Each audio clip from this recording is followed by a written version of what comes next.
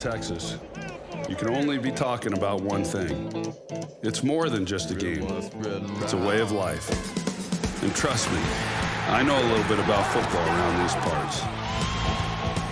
But tonight, it's baseball's brightest stars that are under the lights in the Lone Star State.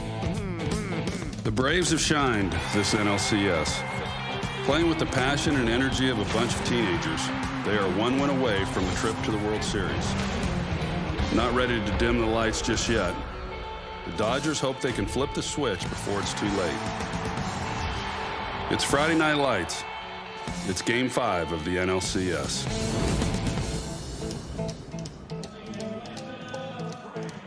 Thank you, Troy. And welcome, everybody, to the National League Championship Series. Game 5 is presented by Camping World. We get set with the Atlanta Braves up 3-1. And the Los Angeles Dodgers facing elimination here tonight. Should be fun. I'm Joe Buck, along with the Hall of Famer John Smoltz. One thing we have been reminded of throughout this NLCS is how fast the storyline changes. It's done that after each of the last 3 games. The Dodgers have Dustin May going tonight. That's an advantage over what the Atlanta Braves are bringing. But let's talk about the offense. The Dodgers have got to get their right-handed batters going. Yeah, I don't know how many people predicted it'd be 3-1 Atlanta coming in, but one thing the Dodgers have been all year is a good offensive club. And it's only been 1 game in the previous series against the Padres and 1 game against the Braves where their offense took off, where their offense needs to be more consistent. Not great, just consistent. It starts with the right-handed batters. And these right-handed hitters are going to have to find a way to be a little bit more consistent. You see no power out of this lineup. The left-handers have done most of the damage. But let me tell you this. The Dodgers know they're armed and able with the pitching. They just have to be consistent with their hitting. All right, let's talk about the Atlanta Braves. Here they are up 3-1. They're trying to stamp their ticket to the World Series for the first time since 1999. How do they make that happen here tonight? Well, play off their excitement. They're a club that has a lot of energy. They play off of it, and they're a club that can put together 4 runs in an inning about as good as anybody. They've done that 3 times already in this series, 6 in the postseason. So when they get clicking, it starts with Acuna, and they just lock in.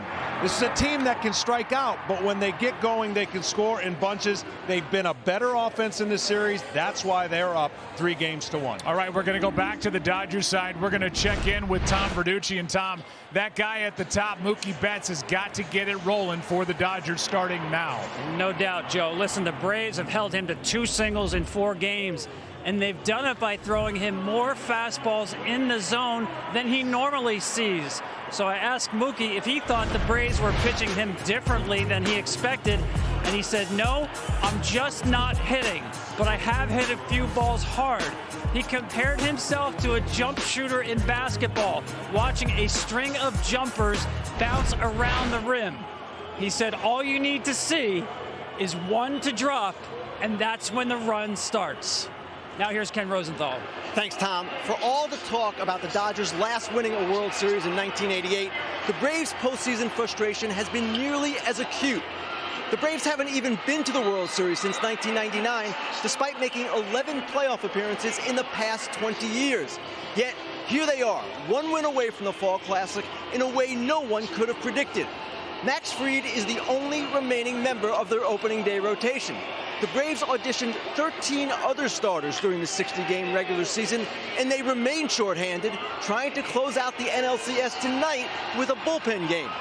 What a triumph it would be for a team that, in this odd makeshift season, has adjusted like no other. Joe? All right, guys, thank you. These 2 teams are in the chase for a ring to add to their bling. Ice on my neck, doesn't cover. I'm a pretty boy, I'm stunning. Super speed Sonic, I'm running. Super speed Sonic, I'm running. Call me Big Papa, I'm Sonic. I spot what you wanted.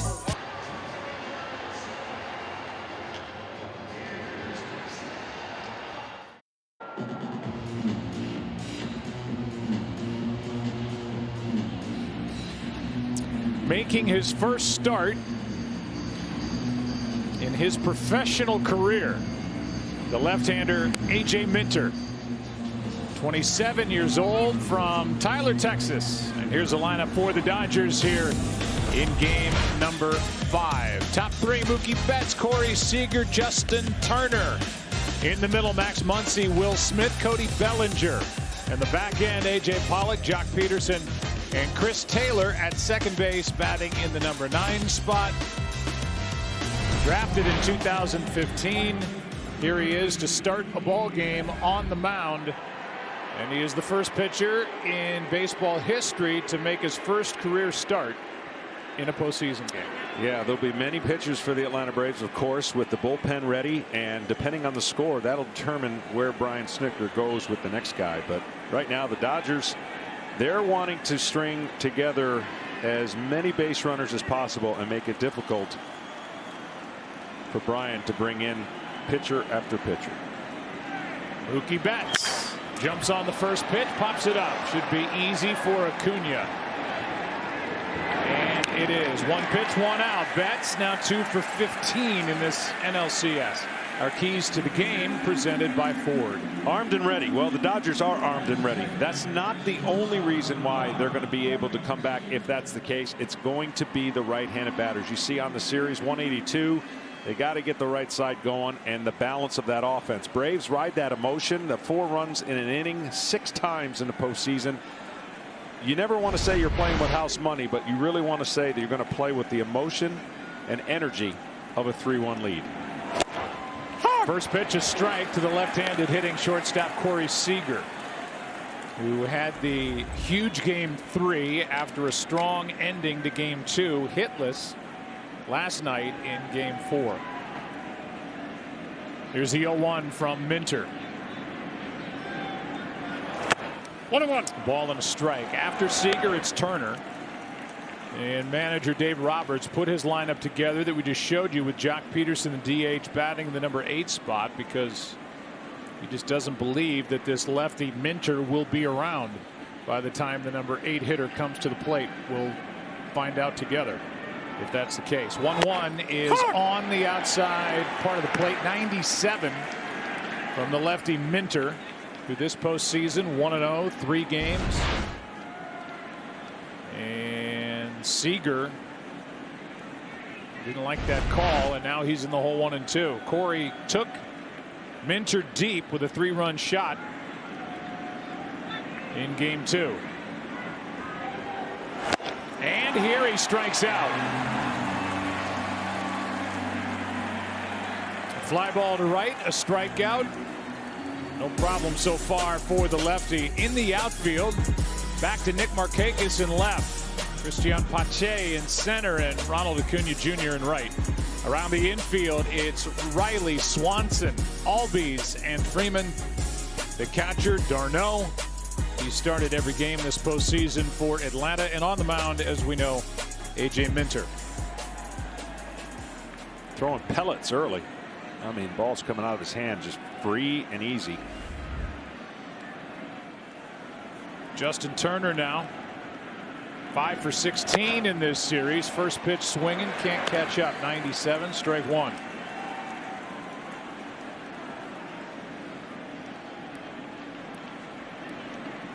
No RBIs for Turner in this LCS yet, just 3 this postseason.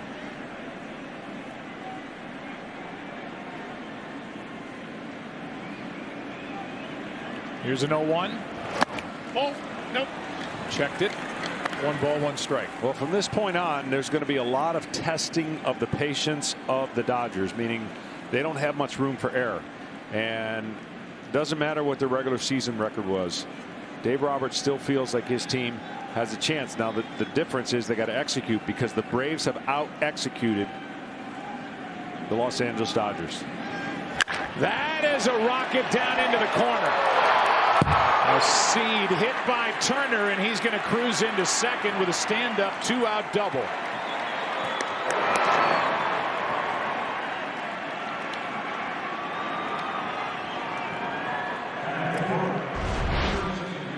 Picks up his leg, and sometimes it's up there longer than the other, but it's a timing mechanism, and he timed that fastball 97 miles an hour and pulled it down the line.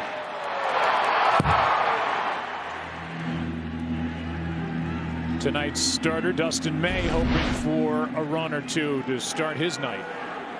He'll be on the mound in the bottom of the inning. Here's Muncy.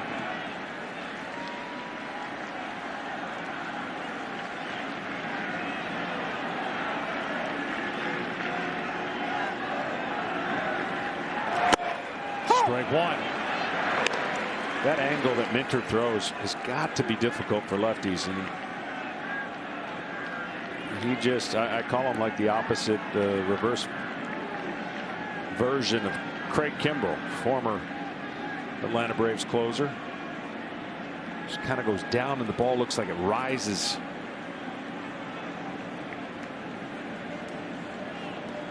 Runner at second with 2 out, the 0-1 pitch to Muncy.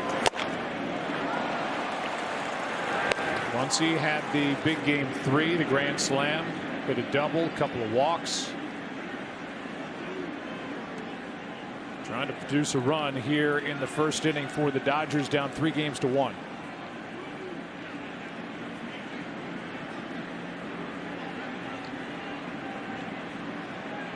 Get a good angle of what Muncy's looking at right here. In for strike 2. Well, the story last night, as you look at a replay of strike number 2, the matchup of Clayton Kershaw and Bryce Wilson.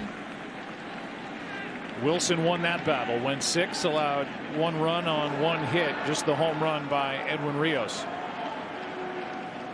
Braves won the ball game 10-2. Tonight it's A.J. Minter. Bullpen game for Atlanta. That's outside, and Muncy a good job to lay off. 2-2.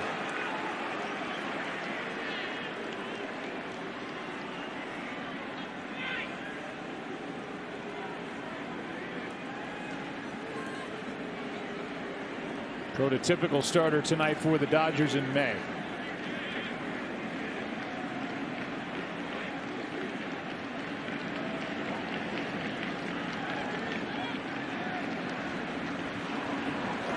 That's upstairs, full count. On deck is the catcher, Will Smith.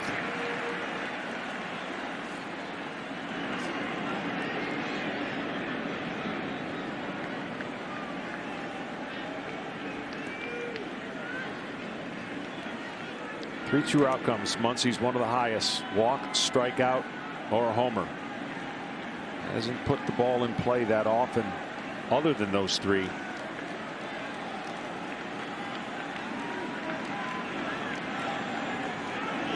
A strikeout ends the inning. Turner was moving to third, and Muncy comes up empty. 2 strikeouts. Good start for A.J. Minter. No score after a half.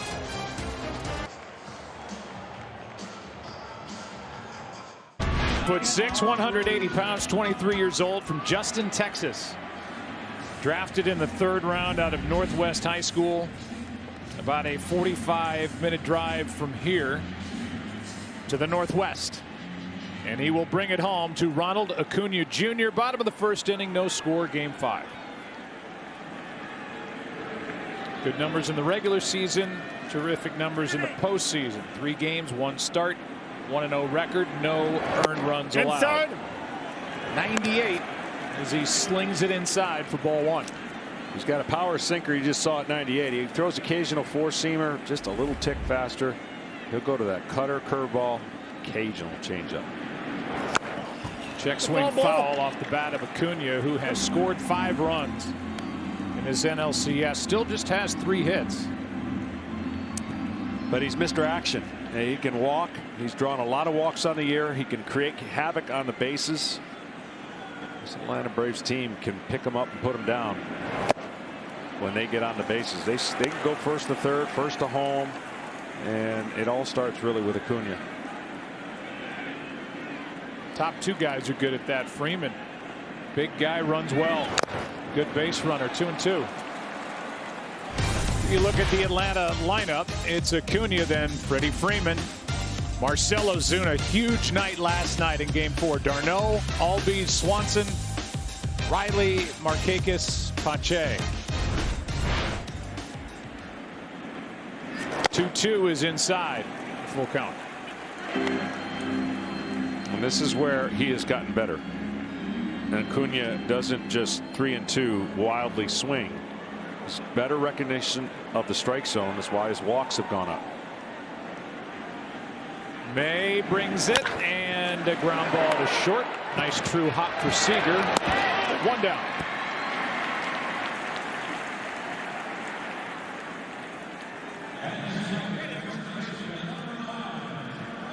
Here's the defense for the Dodgers. You got Pollock in left, Bellinger in center, Betts in right. All Gold Glovers out there around the infield. It's Turner, Seager, Taylor, and Muncy. The catcher is Will Smith. Big Dustin May on the mound, and a swinging strike from Freddie Freeman. I just tell you how good the Braves have been. The 1 through 4 in their batting order.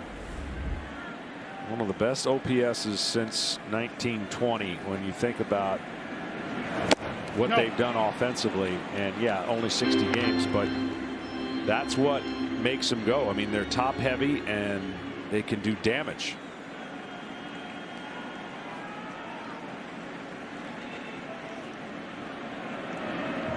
Freeman does plenty of damage in that number 2 spot. 3 go-ahead RBIs in this LCS. He has 66 of those since the start of 2018, which is number 2 in baseball to Anthony Rendon of the Angels. That's fouled. 2-2. And he's dominated on the fastballs against right-handers this year. Since last year, he was the best. He's been the best in baseball.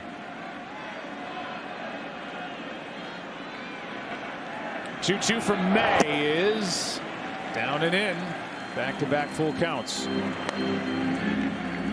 So Dustin May's had a ton of experience being a young pitcher, but when you're in an elimination game, you basically, not that you have to pitch perfect, you know that the leash is going to be short. 3-2 pitch is hit hard and past Muncy. Off his glove and down the line. Freeman is going to cruise into second with a 1-out double, I believe. Although Muncy will tell you he should have at least knocked it down.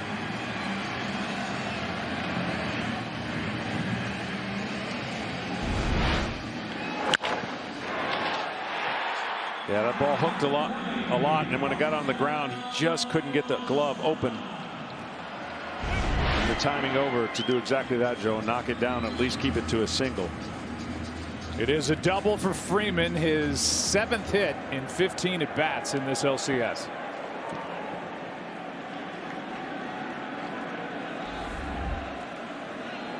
Here's Ozuna.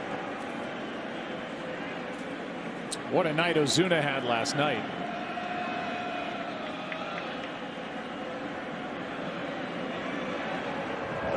Ball 1. Player resume sponsored by Indeed. Last night, there are the numbers that bottom line. The first Brave with 4 hits and 4 RBIs in a single postseason game. 2 of his hits left the park.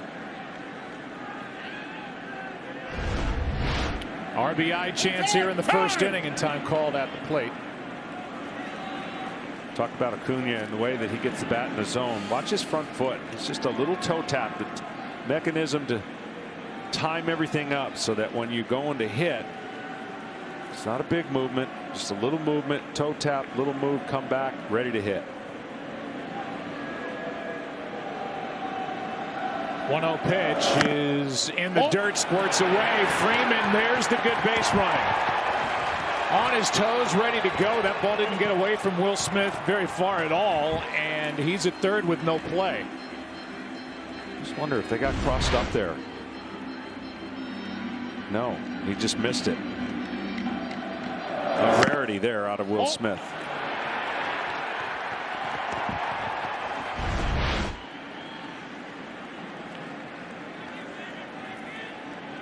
Pass ball on Smith. Infield comes in. Freeman 90 feet away. Ozuna on 2-0. Takes a strike. 99 from May. Dustin during the regular season went 3-1, ERA of 2.5, 12 games, 10 starts. Struck out 44 in 56 innings pitched.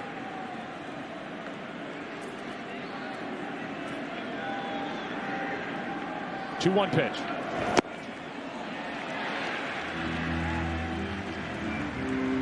Three balls and a strike. Tough situation for May here in the Dodgers. A hot hitter from yesterday's game, seeing the ball. With 3-1 count, no reason to really try and trick Ozuna with the base open, even though Travis d'Arnaud is on deck. Oh, laid off, ball 4, first and third, 1 out.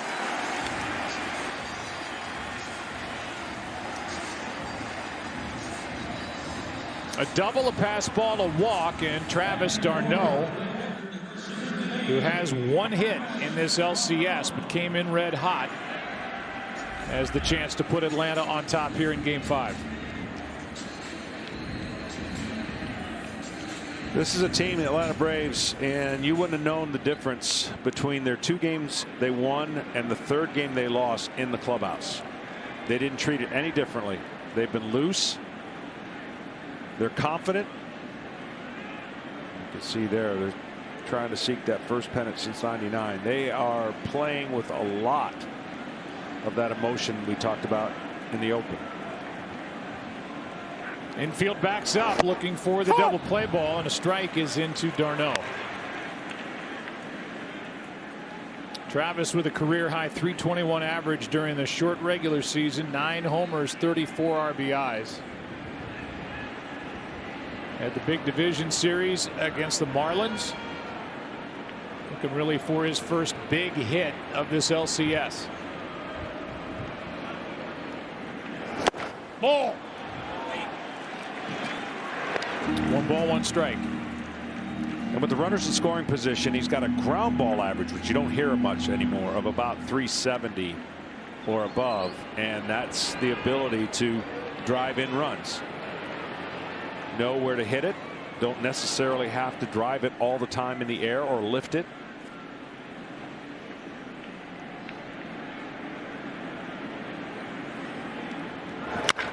High fly ball into right field. Back is Betts at the wall. It is caught. Tagging, scoring is Freeman on a sac fly by d'Arnaud, and the Braves strike first in Game 5.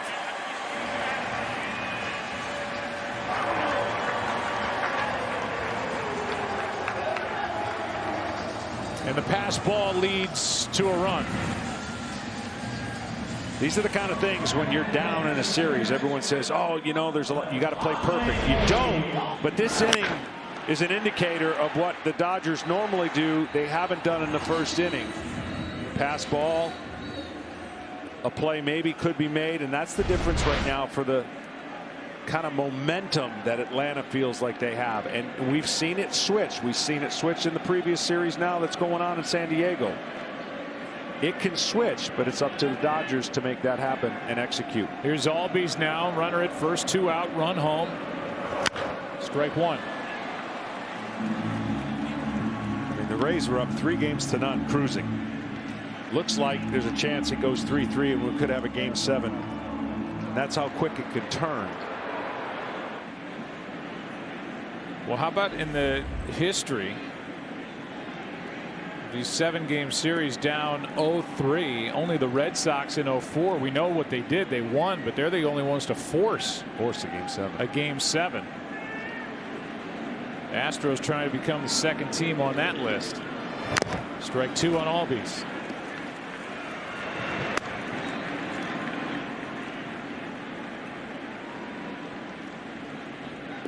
So a double by Freeman off the glove of Muncy. A pass ball during the at bat with Ozuna at the plate, and a sac fly by d'Arnaud.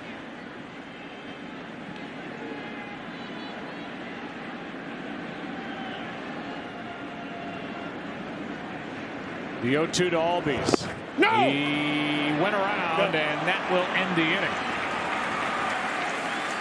But the Braves are on the board, up 3-1. trying to end it here tonight. Up 1-0 after 1 in Game 5.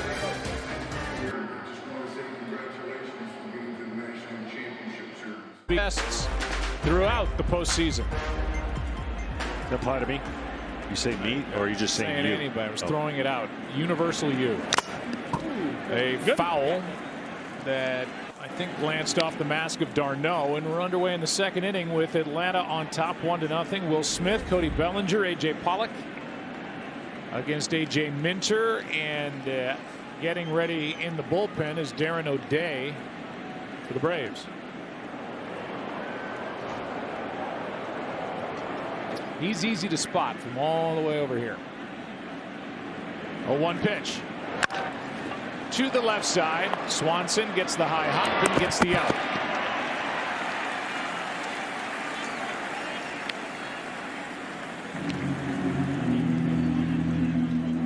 Pretty much Brian Snitker is going to have a wait and see approach. They think about and have discussed probably 15 different scenarios. But as we talk to him and anybody who's in this situation, when you're basically having to use all of your bullpen because you don't have a starter, that's really the only way you can do it. If a guy's going good, you maybe extend him another inning or another batter, but you got backup ready.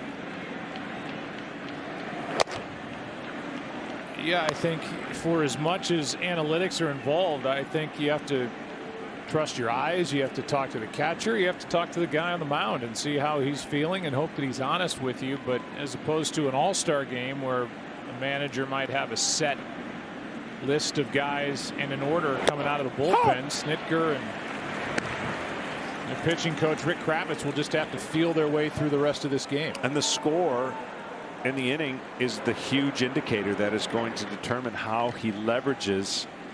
Everybody out there has a job to do, but not everybody's in the same leverage position, meaning late inning guys versus middle inning versus, you know, we need you to eat up some innings. So there's categories for each guy, and that's, I think, how Brian Snitker is going to try to play it tonight. If the score is in his advantage past the 6th inning, that's the big inning. Cody Bellinger unloads and fouls it back. Count evens 2-2 as Minter makes his first start since his days at Texas A&M. I'll give you an example. It was in another game today that's been going on. The Rays were up 1-0 in the 5th inning, and the guy that saved all their games in the postseason, or most of them, came in the 5th inning, and now they're on the losing side of a 7-2 game. And they're up 3-2 in the series. Yes! Bellinger strikes out, and that's already 3 strikeouts for Minter. Off to a great start. The National League Championship Series is sponsored by T-Mobile, connecting fans in all 50 states with America's largest 5G network. T-Mobile, your ticket to the game, and by Indeed. Upload your resume today. And by Hankook Tire, never halfway. Joe, Alex Anthopoulos went out in the offseason the year before, made some trades for some key relievers, and then signed some relievers this year for this exact situation. And obviously for 162 games, the balance of that season, be able to cover it with your pen. Pollock, strike 1. And to a man leaving spring training, I guarantee you, every player knows the weakness and the strength of his club. They knew going into this season the strength was in their bullpen, so they're not bothered by whoever comes in. And that is a great job by the general manager of the Atlanta Braves, shoring up a weakness that was 2 years ago. Alex, former Toronto Blue Jays GM, and was with the Dodgers in 2016 and 17. The front office head man by Andrew Friedman.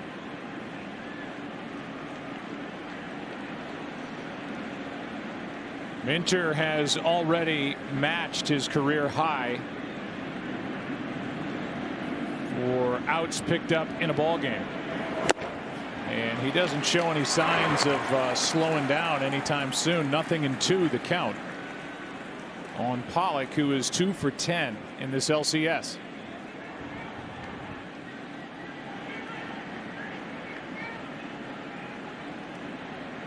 Pollock back in the starting lineup for the first time over the last 3 games.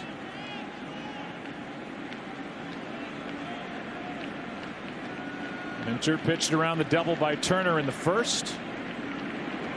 And has a 1-2-3 second. Already a career high for innings pitched for A.J. Minter. 4 strikeouts. It's game 5 of the NLCS, and the Braves are up 1.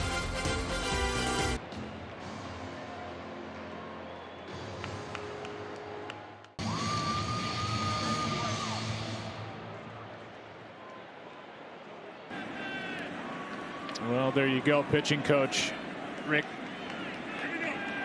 Kranitz is talking to A.J. Minter, and it's going to be feel as the shortstop Dansby Swanson leads it off against Dustin May. And you know, you've been in those conversations before, and you've had them with the best of the best, and all they're asking for is honesty. And for Minter, I mean, you look at what he's doing. He is, so far, it feels like he's kind of untouchable here in the first 2 innings. Yeah, I think part of that conversation is, look, we just need you to go out and get one more hitter.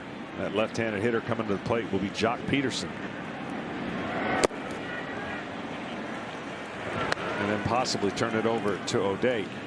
The thing about being able to use many pieces in the game, it all works beautifully if everyone's on their game. We've seen these games played out before.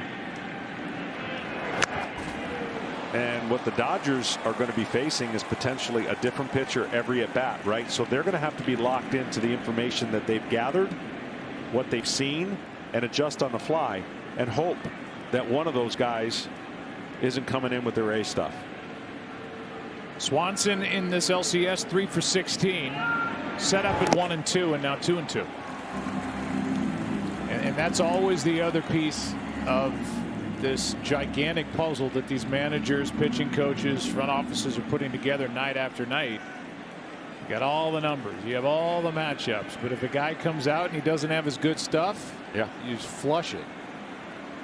What do they say? The game happens. Sometimes you could be so prepared, but then the game changes everything that you thought was your advantage or your scripted formula. That's what makes baseball so unique. It's performances like yesterday that Bryce Wilson will remember for the rest of his career, and see what the rest of his career turns out. But he knows he went up toe-to-toe against Clayton Kershaw. Here is a foul tip. And if you think about it, you know, every one of the games that the Braves have won, it's been close early, and then a big inning breaks it open. 1-1 in the 9th, game 1, they score 4. Up 2, score 5 in game 2. And then we saw what happened yesterday in game 4. Another 5 spot. Another 3-2 pitch is outside. A leadoff walk to Dansby Swanson. Well, in case you're wondering what Chipper Jones thinks as he has watched these first couple of innings unfold, I need Minter in the 3rd, all caps with exclamation points. And he's going to get him. Just don't know how long. Could be one batter. There he is.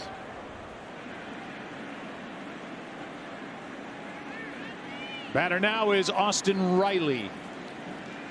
2 hits in this LCS. One of them left the park, and that was the tie-breaking home run in the 9th inning of game 1. Takes a strike.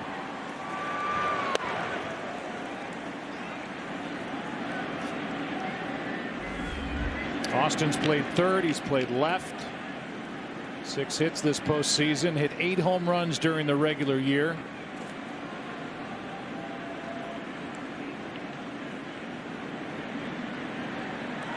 A 1 pitch. Let's go down to Tom Verducci. Yeah, it's interesting watching Dustin May work. He throws one of the best sinkers in the game. 99. He throws it more than half the time. He's running away from his best pitch tonight because the Braves are such good fastball hitters. They're trying to establish that curveball. Braves haven't been honoring it. Only 7 of his first 31 pitches have been sinkers. Here comes a 1-1 from May. Foul. And that's interesting, Tom, because that information does come from like an Acuna or an Ozuna have preferred the sinker over the fastball, but that doesn't necessarily mean a well-placed sinker is going to fall in that category. So you're right. He has gone away from it. He does throw hard, but the touch and the crossfire of that four-seamer doesn't look like it's as connected as his money pitch.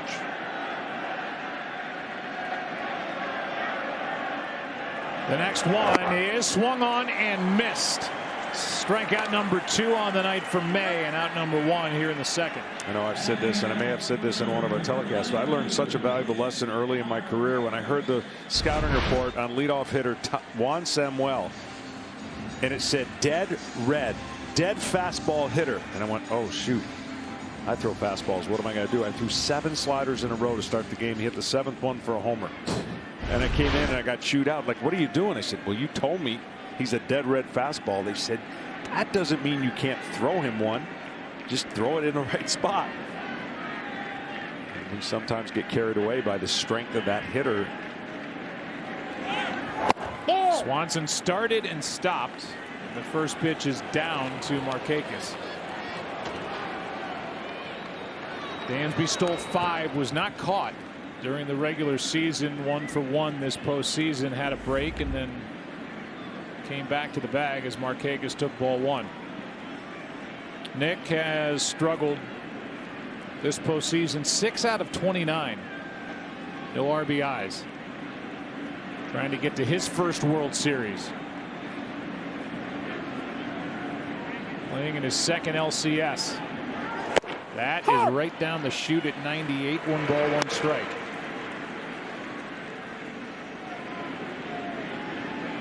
Clean shaven. Nick Markakis.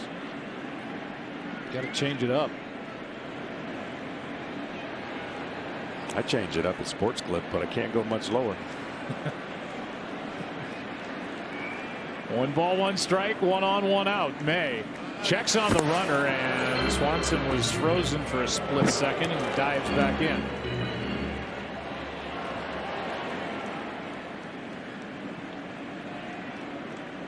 Talking to Dave Roberts before the game about how much he would tax the right arm of Dustin May. He said 75, maybe up to 90 pitches.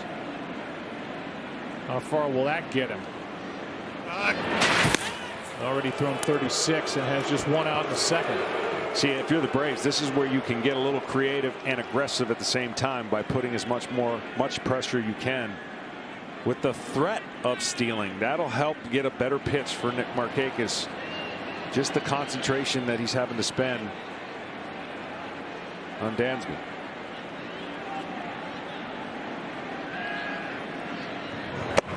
There's a strike again. Swanson moved towards second and then stopped.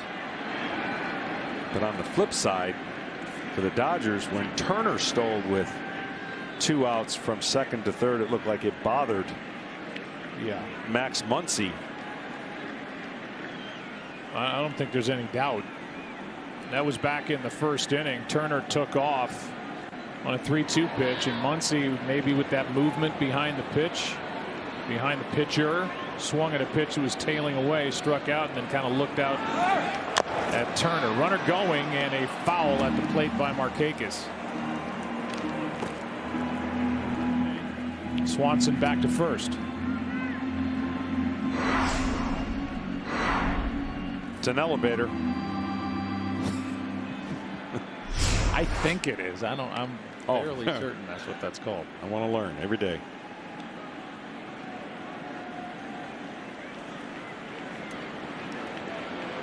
Swanson a leadoff walk and a strikeout of Riley, and Markakis waits for a 1-2. 2-2.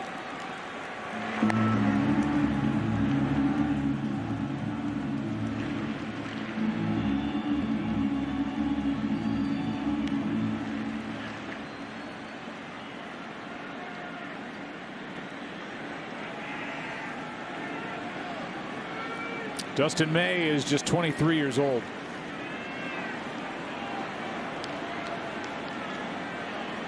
Still considered a rookie. Runner goes, and a base hit into left. Swanson going to third. The throw there is not in time. And with action on the bases, first and third, only one out on a base hit the other way by Markakis. And it's controlled aggression. It's not loose and reckless. You get guys moving. You trust your hitter.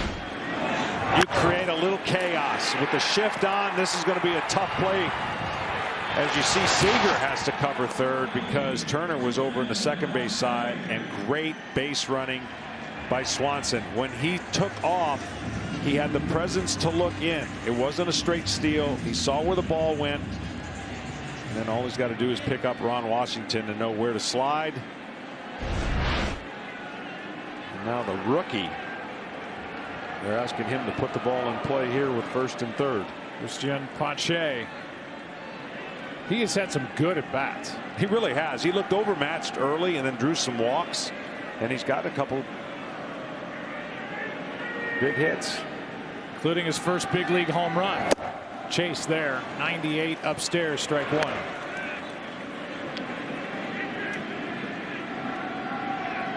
And this is a good meeting right here. He either missed a sign or a reminder of what to do here with that huge swing on the first.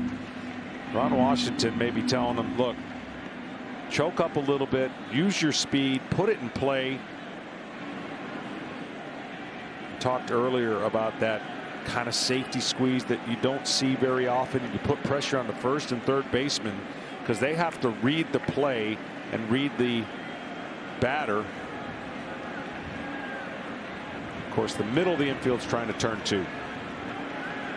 They are back. Turner in at third. Here's the bunt, and it's fouled. There it was. That was the chance to do it. Now he's got to battle to put the ball in play, but that's not defendable unless you bunt it back to the pitcher.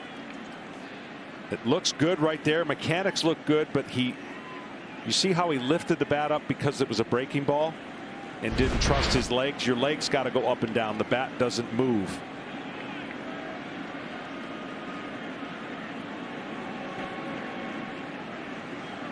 So the 0-2 pitch now with one out in the inning.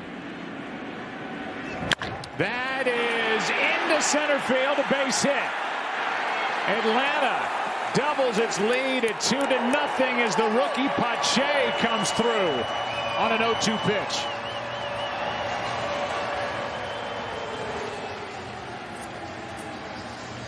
Yeah, this is incredible. It really is. And Pryor's going to go out and talk to him, try to settle him down. He's got to make a better pitch here. 0-2.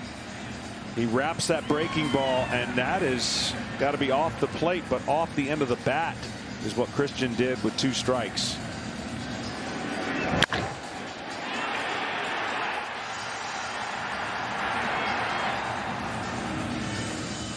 It's amazing. Mark Pryor, the pitching coach, out to talk. And it's a 2-0 ball game, and now back to the top of the lineup in Acuna with runners at first and second and still only one out. So it looked like he missed a sign on the first pitch. He missed a bunt, but did not miss the ball with 2 strikes and got a huge RBI. Good secondary.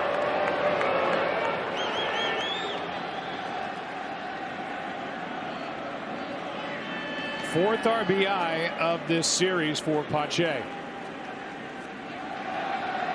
What an opportunity here for the Atlanta Braves. Up 3-1, leading tonight, a chance for more. Ball down.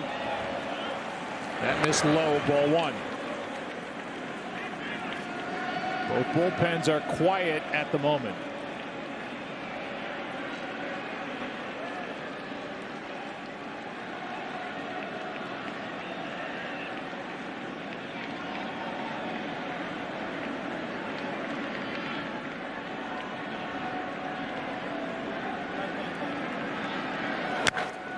That's fouled out of play. 1 ball, 1 strike. Acuna got a pitch to hit right there, and he fouled it off. See if Dustin May comes back with a hard cutter or a breaking ball. Even though that one, last one he threw got hit for a hit. You got to keep trusting your secondary stuff.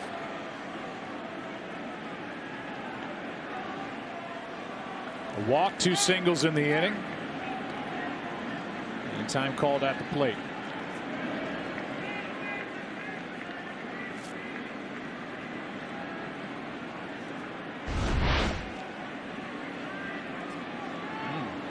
Yeah, Acuna doesn't want to play around with that.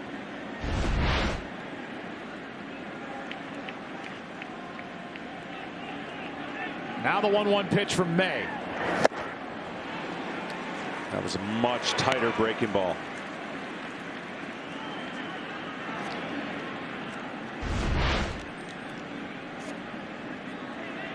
Much tighter than the one Christian hit up the middle. Acuna can fly, tough to double. May led this Dodger pitching staff in inducing the double play ball as he misses up and away 2-2. That was during the regular season, and nothing has come easy for the big right-hander so far tonight. He's having trouble burying that 2-seamer in. He's crossfired a couple of them, thrown them up and away, even got a strike call. But the money pitch that he was trying to throw is jammed Acuna in with 98.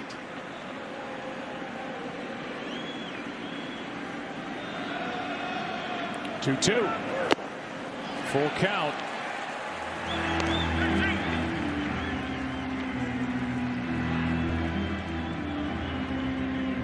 See, that's what happens when hitters get a chance to see a ball out of a hand that's truly up and away and has no purpose, and then a breaking ball that never starts on the plate. It becomes a less competitive pitch, and that's why you don't see those guys go after it. Had he hit with one of those fastballs, then followed it with it on the same plane, that is difficult for hitters to lay off of when you got to protect against 98. I'm a bit surprised nobody's up for the Dodgers in their pen. You feel like the second inning in the heart of the order with the Braves, this thing could get away from the Dodgers. Here's a fly ball into right. Betts is there. Action starts for the Dodgers in their pen, and that's out number 2.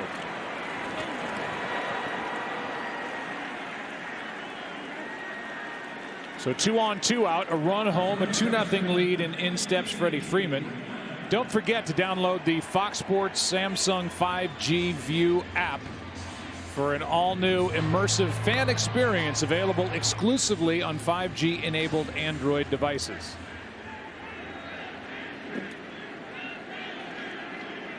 I believe it's Blake Trinan getting loose for Los Angeles out in their pen.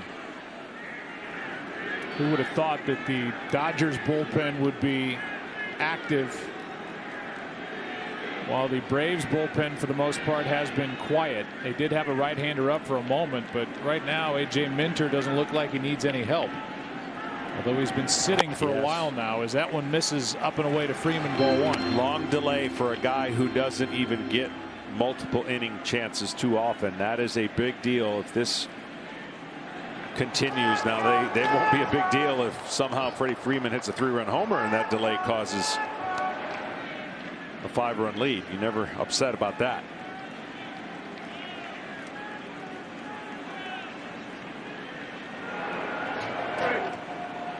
Minter is trying to stay loose. It's been just under 20 minutes he's been in the dugout and off the mound.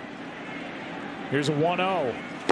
Late swing and a miss by Freeman. And people might go, well, what's the big deal? Well, it is a big deal because you start cooling down. You want to stay hot.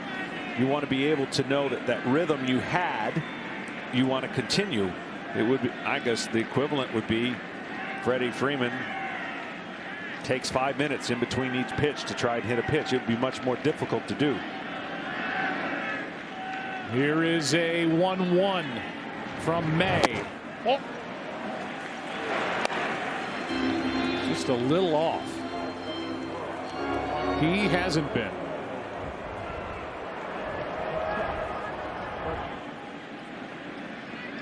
Now O'Day is back up. and just trying to stay loose in the pen. A lot of moving parts here early. 2-1 pitch is fought off and fouled off. Strike 2. It's just like a rain delay when you're in the bottom of the fourth, trying to just convince your manager, I can wait out an hour for a half an inning. Let me pitch the fifth. There's a time frame that becomes a point of no return.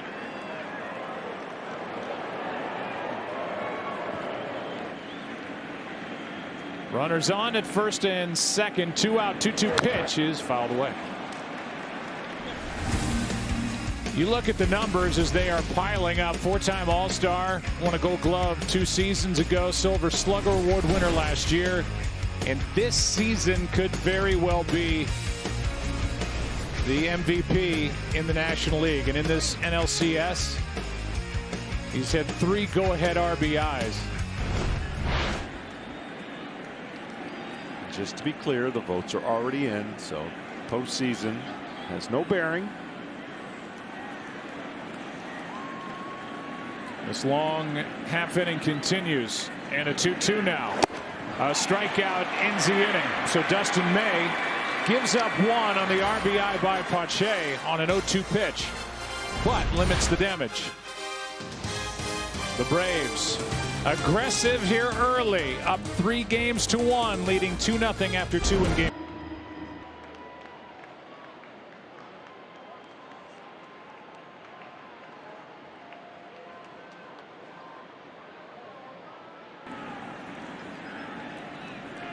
Well, Jock Peterson is the DH. 7 for 17 this postseason, 5 for 11 in this LCS. And he does indeed get the lefty Minter. As we said early, Dave Roberts put Peterson in the lineup as the DH, lefty on lefty, thinking that Minter wouldn't be around by the time the number 8 hitter came to the plate. And Minter's back out there and fires a strike up 2-0 here in the 3rd inning. Peterson, then Taylor, then back to the top, and Mookie Betts. Outside. Well, he's been nasty.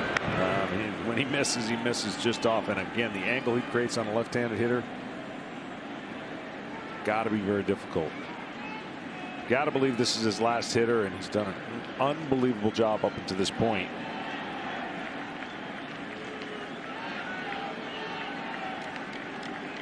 Here comes a 1-1 to Jock Peterson. Good swing, but foul back to the screen. It's 1-2.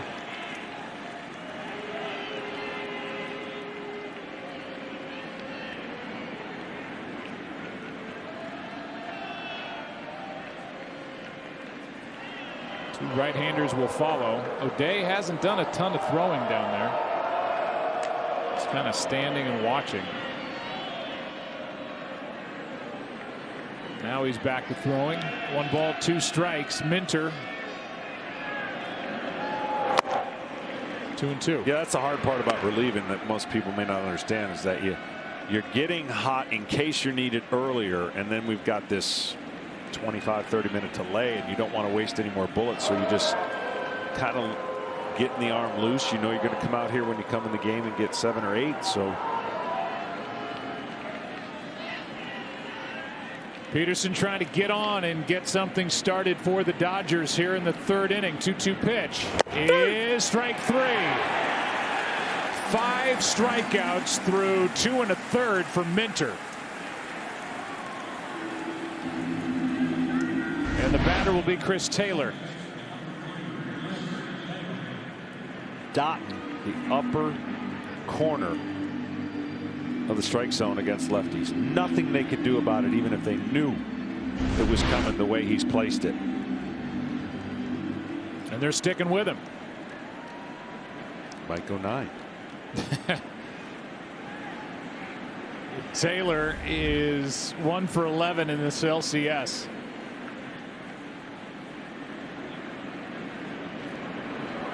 Ball in. Just inside at 95.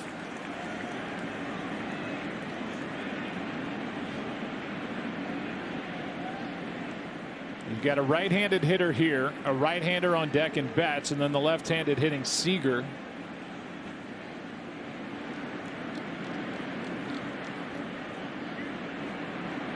And it's still Minter who misses inside again. It's 2-0.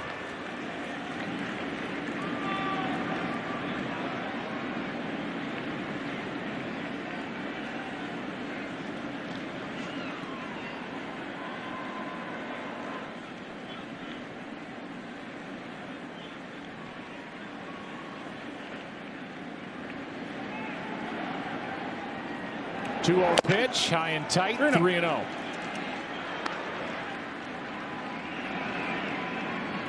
And with Mookie Betts on deck, even with Seager lurking behind Betts, of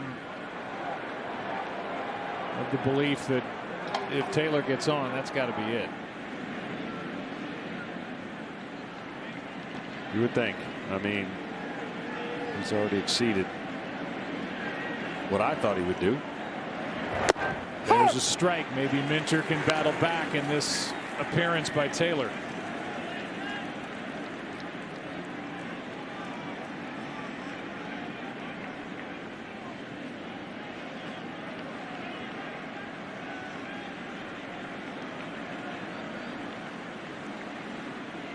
A.J. Minter ready with another. 3-1 is fouled back. Full count. And he's just coming right after these guys. Yeah, he's got one side of the plate down pat. I mean, he's easily getting to his glove side of the plate, and that's a good thing when you're in rhythm. That's the one thing when you change your role. It doesn't change how you pitch, but you just are a little unaccustomed to getting ready this early in a ball game. He hasn't shown it. 3-2 pitch and got it. Minter does battle back. And with that, we'll likely get to stay in now as Mookie Betts walks to the plate.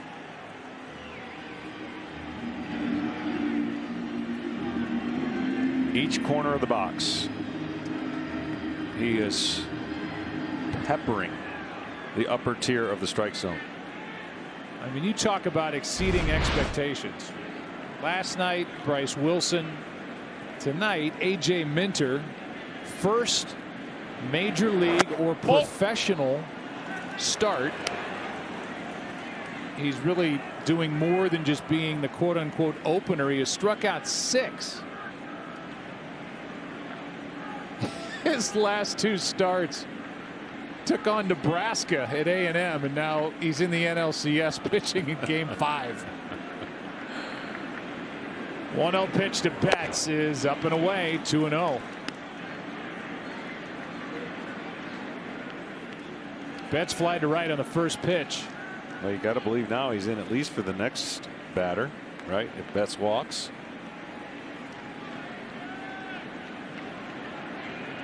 That was a big battle back against Taylor. A 3-0 count, came back to strike him out looking. Here's a 2-0. That is hammered down the line, twisting foul.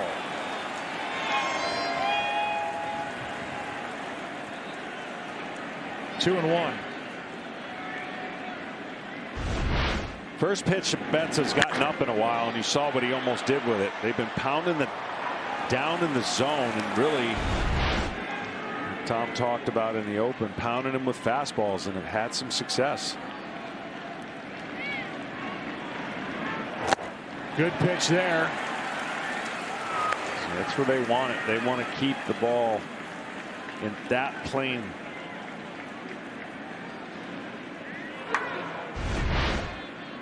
It's a nasty cutter right here.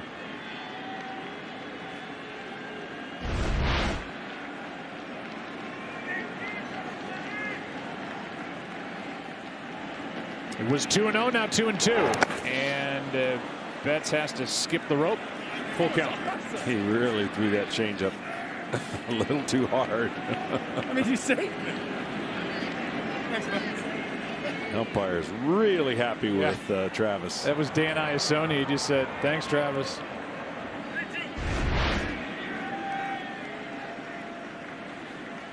That was going right for the left knee of Iassoni.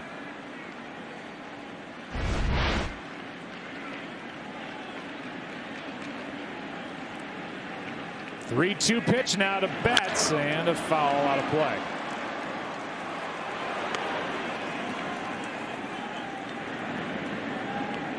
41 pitches. Career high in innings. First got to the big leagues in 2018. Was not a part of the Braves playoff roster last year. Was on the IL with a shoulder issue. But boy, is he making this opportunity count.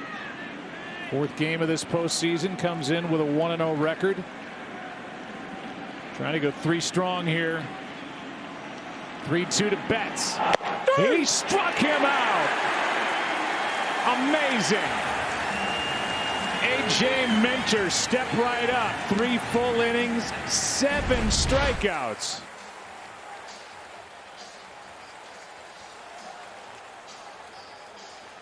How about the 27-year-old left-hander? Braves up 2-0. That's after 2.5 here in game number 5. Dave Roberts goes and takes his starter Dustin May out, and it's all smiles and hugs and high fives in the dugout for A.J. Minter. What a job he has done here tonight. First time he has started as a professional baseball player, as Joe Kelly takes over and misses to Ozuna. And we're underway in the bottom of the 3rd inning. And 7 strikeouts for Minter along the way. We've got 9 outs, 7 of them via the strikeout. And a Dodger team that really, I mean, doesn't. They're not in the upper tier leaders of strikeouts. So no, they were number 1, John, in home runs, and they had the 4th fewest strikeouts in baseball this year. Yeah, that is to tell you how filthy his stuff was. Here is a 2-0 pitch to Ozuna from Kelly. You know what Marcel's thinking about, and that spinner stays up and in. It's 3-0.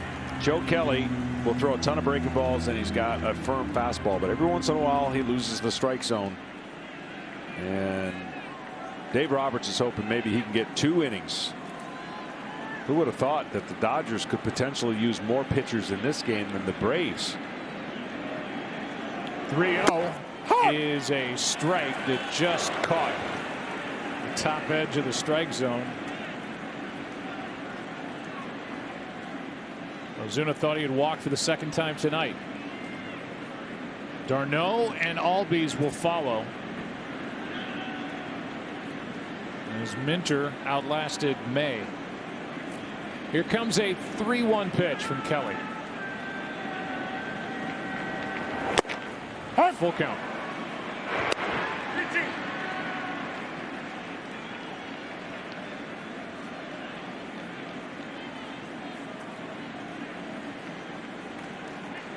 Ozuna led the way in the National League with his 77 hits for .338, 18 home runs, popped 2 home runs here last night. Has 3 this postseason. And he's on to start the inning into center field. Leadoff man is on for the 2nd straight inning, and for a game break, let's say hello to Kevin Burkhardt.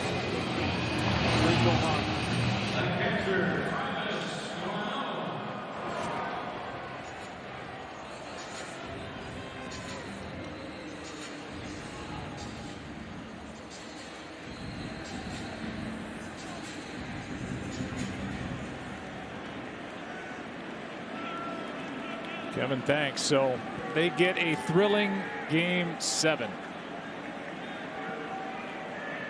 We're starting to see things we normally never see. Last year, World Series, no home team won a game. This year, of course, with a new playoff format, you got already 2 series kind of going in opposite directions of what you think's going to happen. The opposite's happening. And this 7-game format had a chance, and still can, make managers look really bad because their hands are tied with all kinds of decisions with no days off, right? So you're just hoping your guys execute, so you're not asked those questions after the game. Why'd you do this? How come this move? Kelly a little wild here, ran it to 3-0, then gave up the hit to Ozuna on a 3-2 pitch. Now the count's 2-0 on Darno. who drove Mookie Betts to the track in right for a sac fly back in the first inning.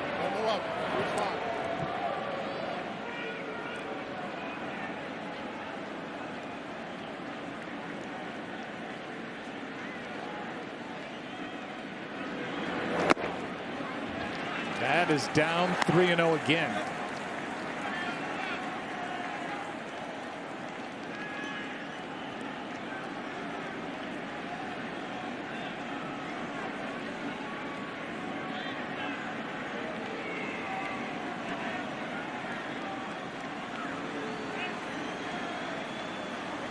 The Atlanta catcher is taking on 3-0.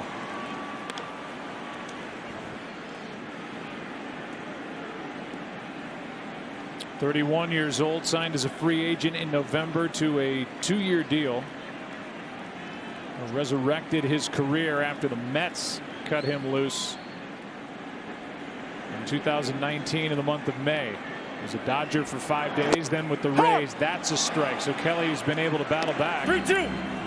The 3-0 count yet again. We'll see what the result is with d'Arnaud about to face a 3-2 pitch. He threw a breaking ball to Ozuna. He got a base hit.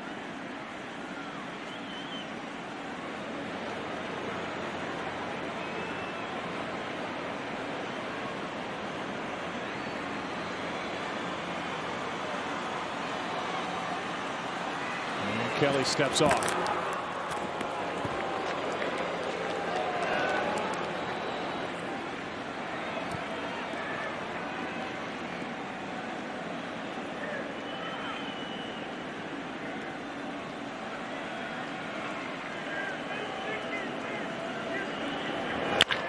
Line drive into center field for a base hit.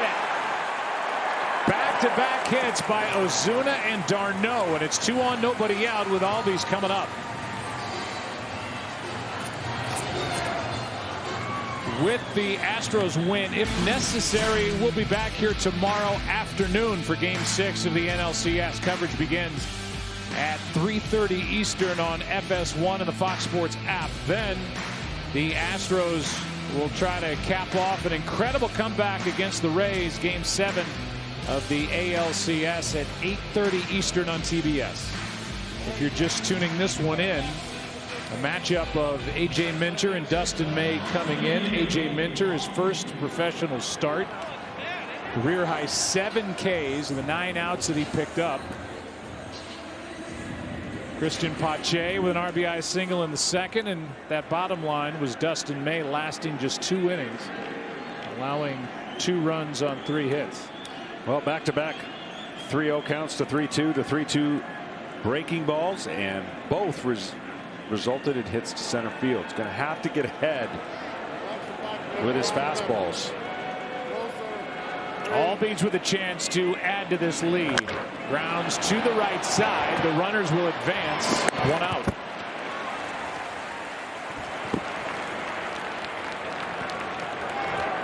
I mean, it was interesting. Taylor never looked to Seager. It was hit slowly, and he decided that he was going to take the surest thing with the speed of Albies.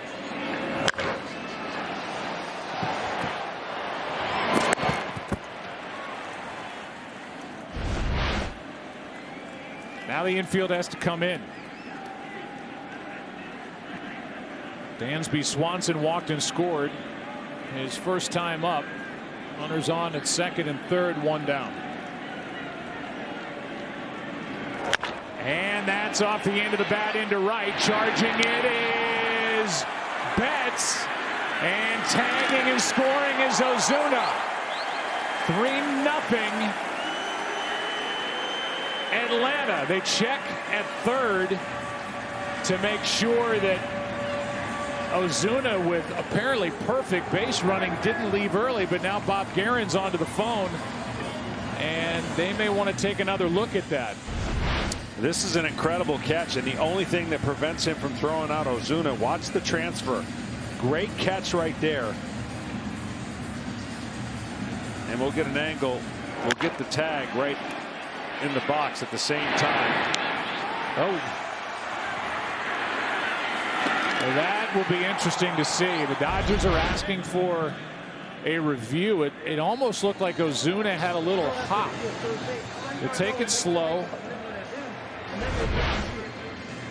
Yeah. He's off the bag. Yep. They're going to overturn this, and that will be a big play for the Dodgers. But what a play by Mookie. He struggled to get the ball out of the glove and still almost threw him out on the run like a shortstop. Well, the key was obviously the jump he got. The catch he made. The Dodgers, by the way, just saw it on the scoreboard here, and they're leaving the field. Watch this, though. Watch him get the ball if we continue. Watch him try and can't get it.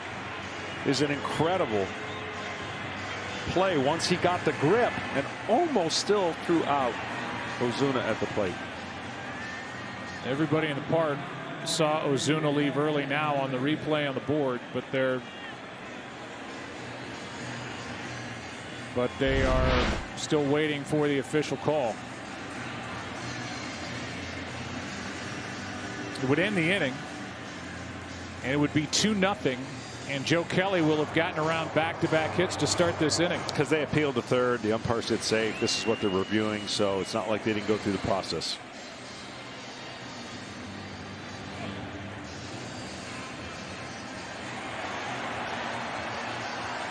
Dodger fans in attendance are watching it on the board here, and there's a call, and the inning is over. What a play by Mookie Betts in right. Got the jump, made the catch. Ozuna left early. 2-0 after 3 in Game 5.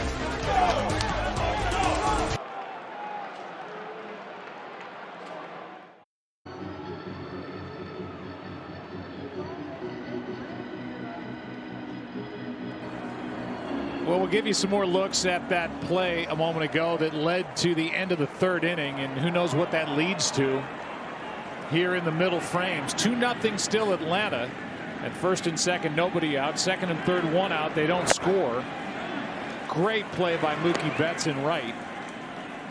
And just almost because of where that line drive was sinking, where the ball brought Betts, and how many people Ozuna had to look through to see if Betts caught it or not. Here's a fly ball foul into right. I think that's what drew Ozuna off the bag to try to see Betts. Look at all the people he's looking through here. Turner, Seager, d'Arnaud, and he left too soon. He just hopped off the bag. Yeah, well, first I think of what he's thinking,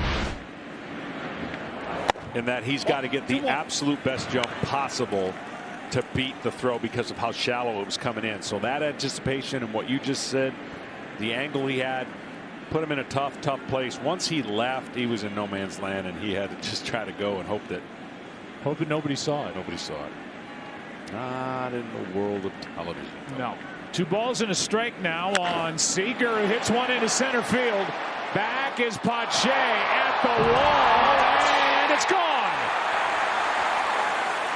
2-1 here in the 4th inning, as Seager gets home run number 3 of this LCS.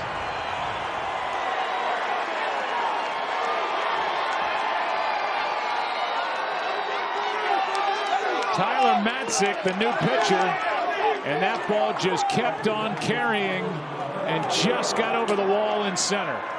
But I'm going to tell you something. He got flat against the wall, which eliminates the ability to jump. He had to do this over again, which this is a great center fielder for the Atlanta Braves. When we get a chance to see the replay, I wonder how close it actually was to him not being in the proper position to actually maximize the jump. So Matzik takes over for Minter, who went 3, no runs, 1 hit, 7 strikeouts of the 9 outs he picked up. And from Ozuna getting doubled off third to the next batter at the plate for the Dodgers, a home run, and it's a 1-run game. So watch this. This is a ball out over the plate. Strong. Seager smokes it. You're a real man to hit it out of center field here, is what I've been told before we got here. And then see how he got back to the wall, and he hit the wall, and there was no ability for him to jump. That just clears the glove Here is Turner hitting one into left. Over to grab it to his right, Markakis. One down. Take one more look. Watch when he gets flat. Right there, he's done. He can only jump straight up and not use the angle. Already seen a couple great plays out of Bellinger in center field. But boy, did the Dodgers need that. 2-1 ball game, 1 out, nobody on. Matzik has been busy. He worked an inning in last night's game, struck out 2, allowed a hit. Misses way outside to Max Muncy with 1 out here.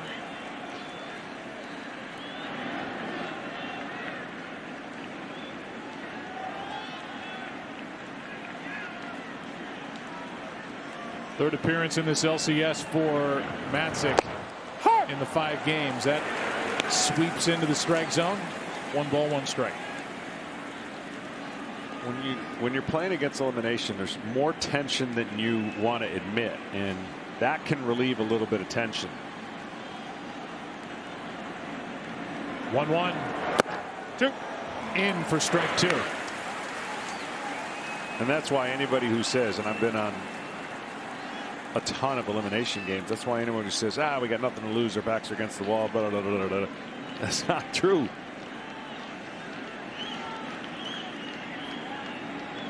One, 2. Muncy hits it in the air to center. Back is Pache, and just in front of the track, maybe just on. He has out number 2.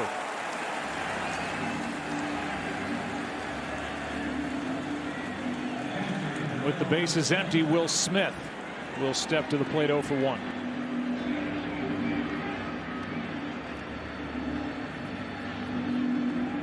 You see the NLCS 2 for 17. He's the one that got the 2-out RBI double in the first inning in game 3 that led to that explosion. 11 runs,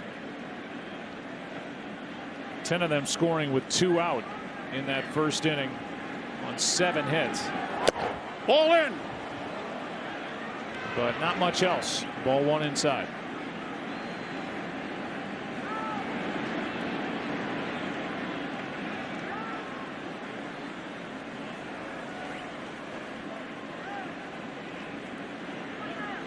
One-0 pitch. There's a strike. Now a right-hander gets loose for the Braves out in their bullpen.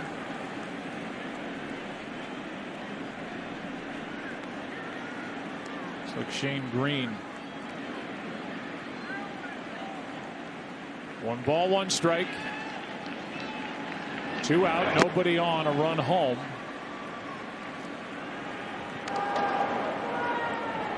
A lot of action in this game. A lot of changing of minds based on the score. And of course, the Dodgers are going to be much more desperate.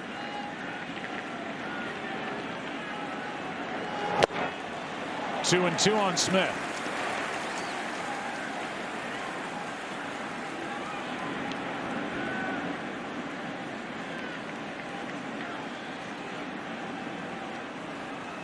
Brian Snitker, the manager of the Braves, said Shane Green likes to pitch every day.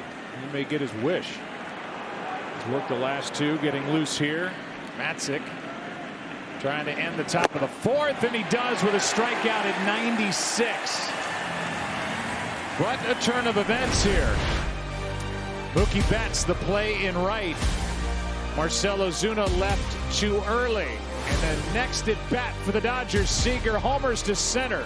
2-1 game, bottom of the 4th.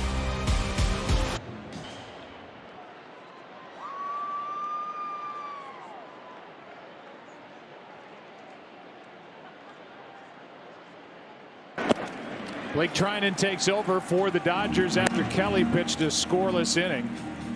Helped by that play by Mookie Betts in right. There are the numbers this postseason. 5 games that Trinan's been in. 2-1 ball game, bottom of the 4th. Austin Riley, 1 ball, 1 strike. It's a heavy sinking action that Trinan known for hard cutter. Sunk it right under the hands of Riley. The 1-1 pitch is down.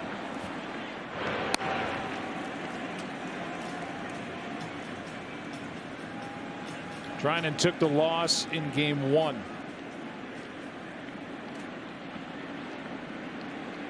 Got 3 runs on 3 hits in 1/3 of an inning. And he took over in the 9th. And it was the guy at the plate, Austin Riley, who took him deep to break a 1-1 game. Turned it 2-1 in a ball game that was won 5-1. Here comes a 3-1 from Trinan. Skied into shallow center, and who's going to end up with it? Taylor. All right, we've been talking about this the entire NLCS. Every time a batter hits a home run that directly hits the "hit it here" sign, a fan will win a new RV from Camping World. For rules and how to enter, visit campingworld.com/NLCS. It is 90 feet wide by 11 feet tall, that banner. Nobody's hit it yet. Here's Markakis, singled into left his first time up. Takes a strike. Let's go to Ken Rosenthal. Well, Joe, Nick Markakis was out on a boat opening day when Braves GM Alex Anthopoulos called him and asked him to reconsider his decision to opt out of the season. Anthopoulos said no pressure, but Nick, things are much better now. The players had grown accustomed to the health and safety protocols. Freddie Freeman and other Braves who had contracted COVID-19 were either recovered or on the road to recovery. But Anthopoulos said, don't take my word for it. Call your teammates. Call Freddie Freeman. Call Tyler Flowers. So Markakis did. Freeman said, Nick, I promise you, you will have fun. And Flowers also reassured him. But Flowers also said he knew he was going to be part of a pretty good team, too. And here they are winning their 3rd straight division title. In their first NLCS since 01 and trying to get to their first World Series since '99, and a strikeout for out number 2. And he would like to get his name off that infamous list. Most games without playing in a World Series. Coming into this LCS with 2,175 games played, no World Series.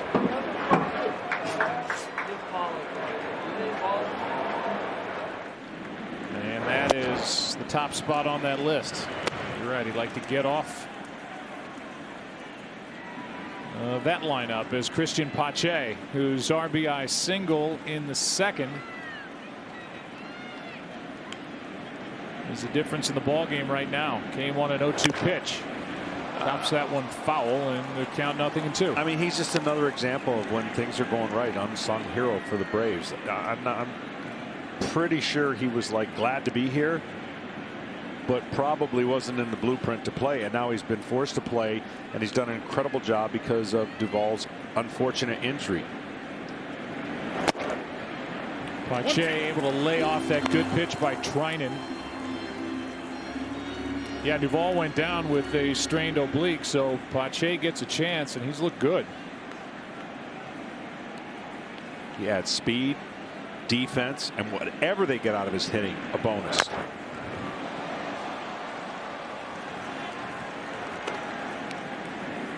Well, you just don't know till you know how somebody will respond to an opportunity like this, and he's responded well. 4 big league at bats before really taking over center field after game number 1 of this league championship series, and the injury. 1-2 pitch is inside.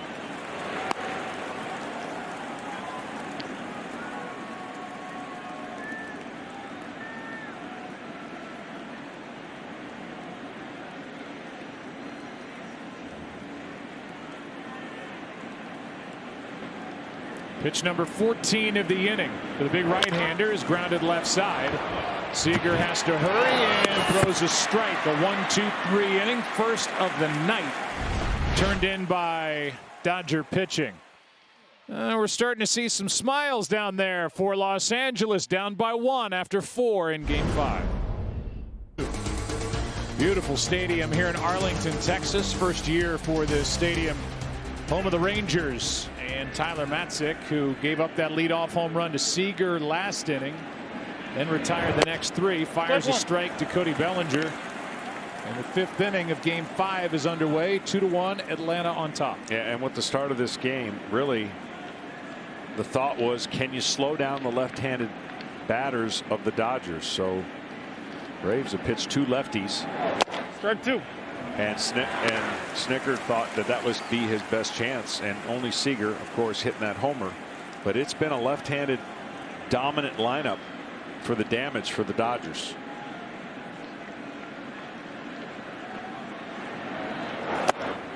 Bellinger able to lay off.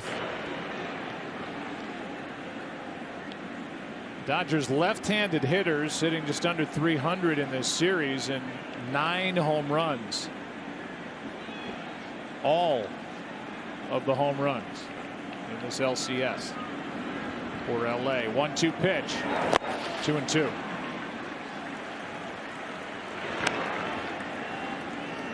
Kike Hernandez, I beg your pardon, tied the ball game in game number 1. So he has the only right-handed home run, and he's not in the lineup.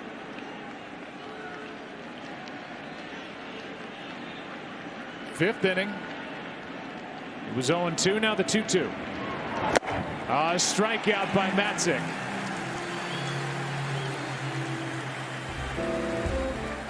The National League Championship Series is sponsored by Taco Bell and by Geico, by Camping World, making RVing fun and easy since 1966. Happy birthday, buddy. Hall of Fame broadcaster, Ford C. Frick Award winner, Tim McCarver, at Fox Sports for 18 years, calling games just like these. And a great partner. Sing us to break. Pitching change here in the 5th. You've never heard before, and on a clear day.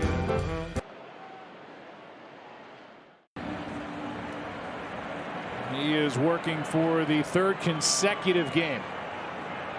Had a chance to talk to Brian Snitker before the game and said, boy, Green looks like he's throwing the ball great. Is he available tonight? And he said Shane wants to pitch every game. And here he is, 3rd game in a row, dealing with A.J. Pollock. 1 out, nobody on. 2-1 ball game in the 5th, and that's a line drive into center. Tying run is on with 1 out as Pollock gets his 3rd hit of this LCS. A rocket into center. Everything that Shane throws moves. Right there, he'd have liked to seen that slider move a little bit more, but he's got a great 2-seamer against the left-handers. And here you see that big circle. Whenever the big circle, which is the seams that come together, the hitter recognizes that and can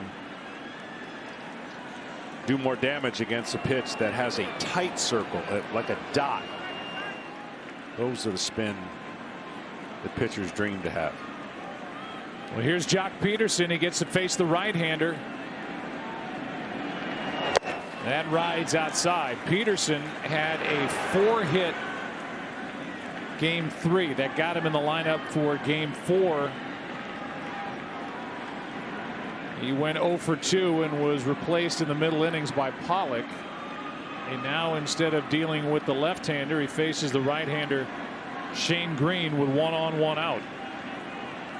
5 for 12 in this series with 1 home run.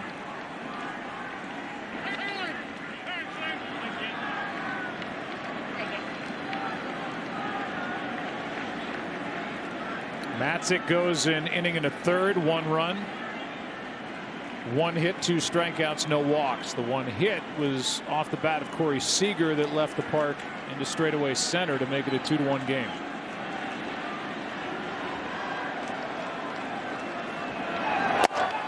In for a strike to Peterson.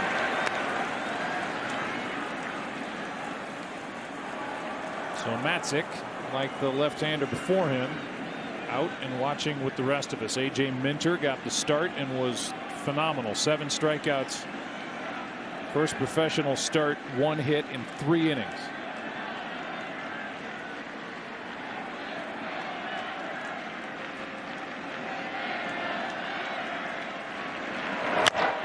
Right side might be. Albies starts it, and they cannot turn 2. Swanson in the middle, and he had Pollock right on top of him by the time he got that feed from Albies. 2 out, and the batter will be Taylor. Albies gets this in between hop, makes a nice little play, and make sure you get it out. That ball ate him up. Watch that top spin, and then it gets higher than he anticipates with backpedaling, and then that little low 3/4 throw. And at that point, Swanson was acting like a first baseman at second, making sure they got 1. They knew they weren't getting 2 after that. Number 9 man is Taylor.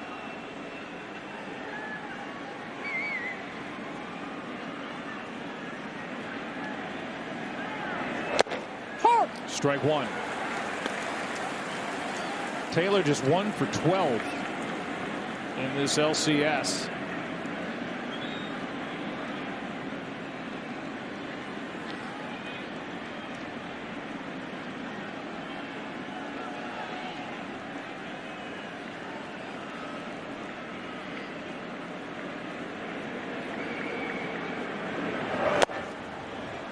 Ball and a strike.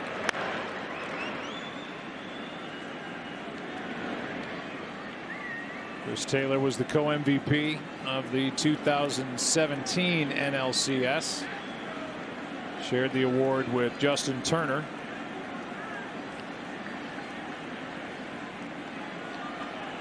Came into this LCS as a career .338 hitter against Atlanta Brave pitching. But they have shut him down as he falls into the hole. 1 ball, 2 strikes. And for a lot of hitters in this series, the right side of the infield has always been wide open. But the shift and the approach and the pitching, I haven't seen too many guys shoot one the other way.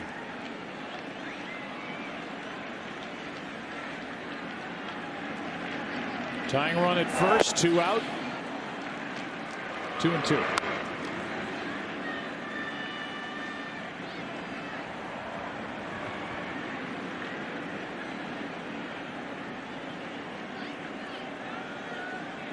Back to the top of the order with Betts on deck.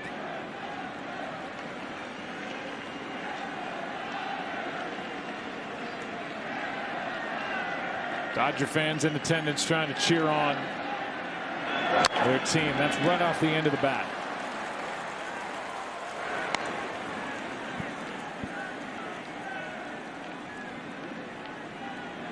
With 2 outs, look how deep the Braves are playing. Part of that is because of this big part, but mostly they don't want a ball to split those outfielders and have Jock Peterson score with 2 outs.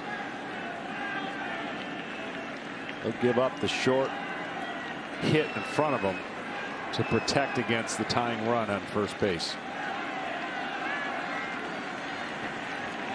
2-2.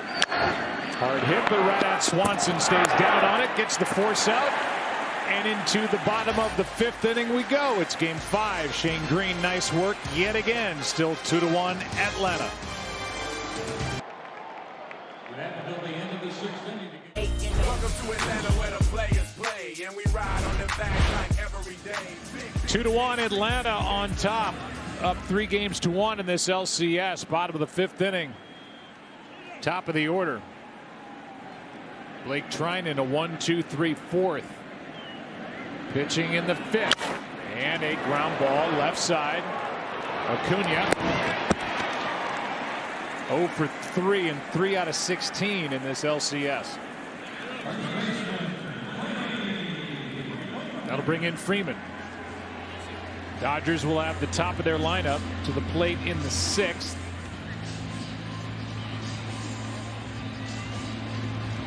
Nobody up at this moment for Atlanta in their bullpen. Same for the Dodgers out beyond the wall in right center. Freeman 1 for 2. A double and a run scored in the first. Good moving pitch from Trinan, down and in, strike 1. That's the ability he has. That hard cutter, he can bear it in on a lefty, ride that seamer away. And the hitters have to cover 2 planes of the plate. Not necessarily up and down, but in and out. Although they're going to go up here. Hard! And they get a strike. Freeman doesn't agree. 97. He's just shaking his head like any hitter would, saying there's no possible way I can hit that, even if he told me it was coming. And watch, he's at the top of the strike zone and above. That one probably more of a ball than a strike, but he's in an 0-2 hole. In the air to left and carrying to Pollock. 2 down. And that's 5 batters faced and 5 retired by Trinan. How about the day for Marcell Ozuna here yesterday? I mean, he was all over the place. Pounded 2 home runs. And it was just line drive after line drive after line drive. Batting with 2 out and the bases empty in the 5th. And he flies one into right center field. Going to grab it, Bellinger. Blake Trinan has retired the side in order 2 straight innings. 6th inning, game 5, 2-1, Atlanta.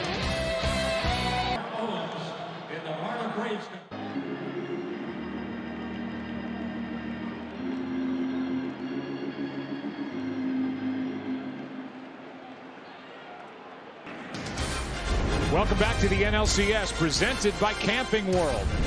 Good ball game, 6th inning now. Top of the order for the Dodgers, down by 1, trying to force a game 6 tomorrow afternoon here in Arlington. Shane Green back to work. And major cross up. Wow. Ball 1. You don't see that with nobody on in the first pitch of the game. I mean, this is a merge. He could have really gotten hurt there. Darno just at the last moment got a piece of that. First pitch of the inning. It just doesn't usually happen like that. Mookie Betts, 2 out of 16 at the plate, has made the defensive play of the night so far, and he grounds to third.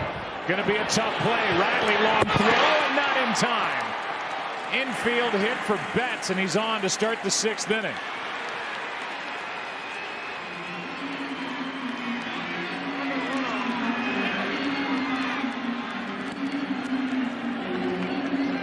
No chance for Austin Riley. No, he ran the risk of throwing it on the run and throwing it away. He tried to gather and give his strongest throw, and by that point it was not going to work. So at least he didn't risk an extra base by throwing it away. Well, now the hottest hitter for the Dodgers stands in, Corey Seager. 1 for 2 tonight with a home run. 7 for 18 in this LCS with 3 long balls and 8 RBIs. There he is locked in. Just fouled down the left field line, strike 1. How about that list? A short list of 2. Second player in franchise history with 3 home runs and 8 RBIs in a playoff series. Corey Seager, Duke Snider.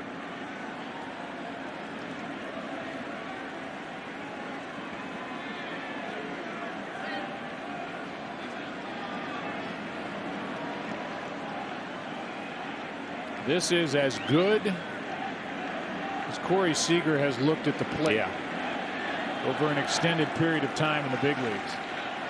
He is healthy, strong, inside, and takes a ball inside. 1-1. Yeah, the biggest thing for me watching him over the years, you know, he hunted early, but sometimes he hunted so aggressively that he gave away a strike. And now he's got that little short, you know, step with his front foot, and he just looks like he can wait longer to see the pitch And then, of course, strong enough to go to every area of the ballpark. Those are dangerous hitters. His home run went to straightaway center field, and he's now in the hole 1 and 2. And what Shane Green is going to try to do is, if he can, run that sinker, start at the bottom of the zone, something low to get Seager to ground the ball potentially for a double play. Will Smith, the left-hander. Jacob Webb, the right-hander. We haven't seen the Dodgers get a lot of leadoff hitters on. That's probably why they're down 3-1. And it's always a bigger rally, no matter what the score is when the first guy gets on. Betts took off on the foul back to the screen by Seager.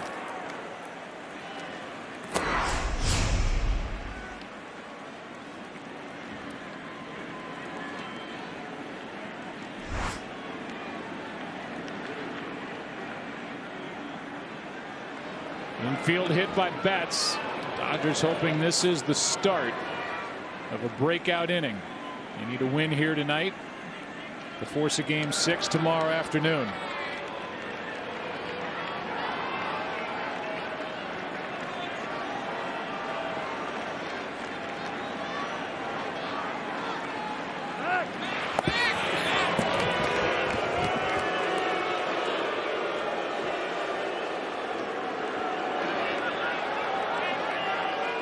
It was an infield hit that started that 11-run first inning in game 3.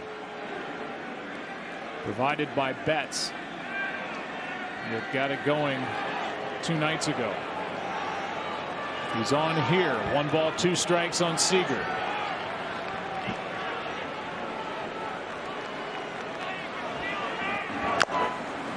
That is a foul at the plate.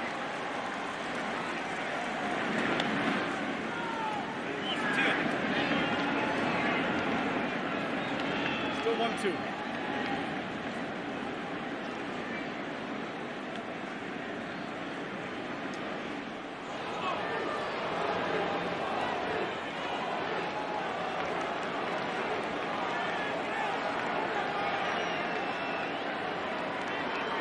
Seager with 22 postseason RBIs and 16 extra base hits in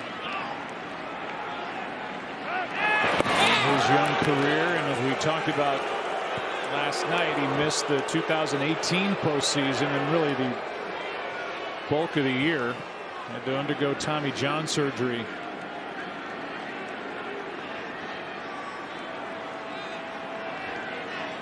Batting in that all-important number 2 spot behind Betts in front of Turner.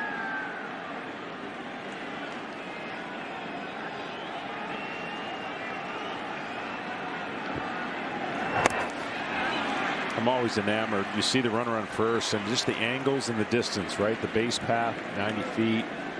The pickoff throw, just get back. All the bang-bang plays, try to steal. Basically, if you're a runner, you're trying to steal between the time the pitcher starts his movement and then the release point of the catcher.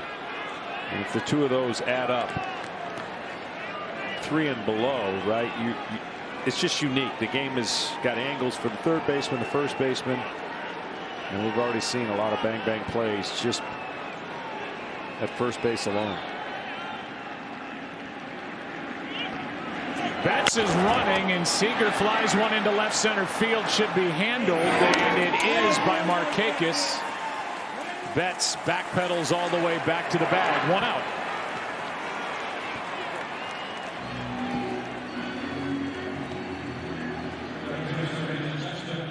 And the batter will be Justin Turner. Authentic caps, tees, jerseys, hoodies, and more.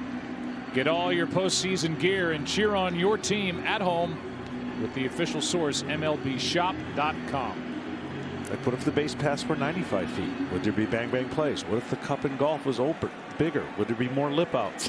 Stuff like that. It is a unique game, and you are a unique person. Unique, yeah.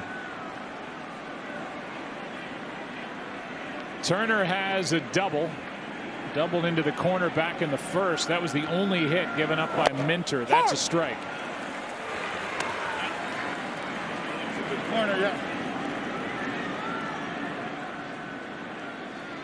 Minter went 3, no runs, 1 hit, 7 strikeouts, no walks. Matzik, an inning and a third, allowed the home run by Seager. And now Green, who took over in the 5th.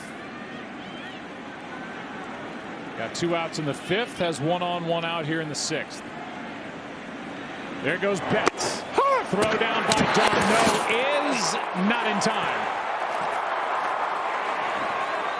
That's a perfect example of how close and the speed the Betts sliding into second. A little bit quicker by the pitcher and a different story, but Betts' speed. He goes, he gets a great jump and a good catch, a good throw and catch, but you see the hand. Nowadays, the way everybody slides, you got to teach the infielders, which they've done, to hold the tag, hold it in case he goes off the bag because of replay. And I will say replay was never intended for this play, where the hand goes up for like a millimeter or a centimeter, but it's turned into that so that infielders learn to hold the tag. Tying run in scoring position, and a ball down and away to Turner, 1-2.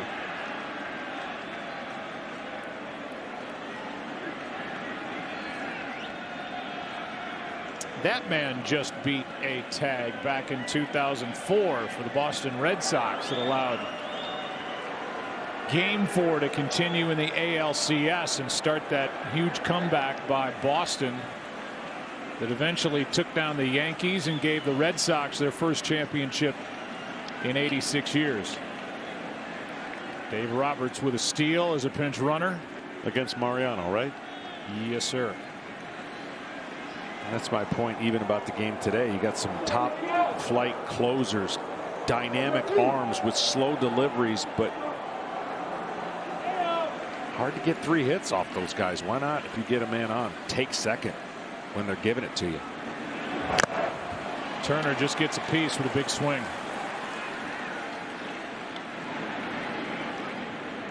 We did the series when John Lester couldn't throw to first. And it was still hard for guys because they were uncomfortable with that huge lead to go. Got to practice it. Got to be part of the routine. Well, Betts on that last pitch to Turner able to get a huge lead out at second base. Albies keeping him a little closer this time. Fouled back.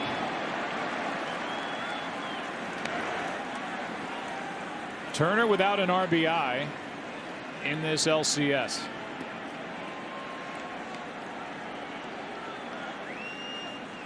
Has 38 career postseason RBIs.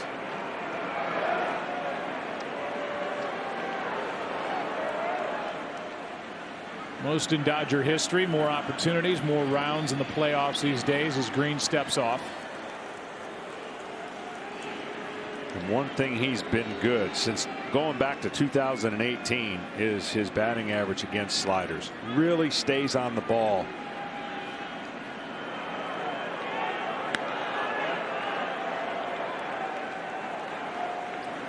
Shane Green put to work for the 3rd straight game, brings it. And that is to the second baseman. Hung up is Betts. And good base running by Turner. He gets down to second base, and Mookie Betts is going to be tagged out. But he got in that rundown long enough to allow Justin Turner to glide into second.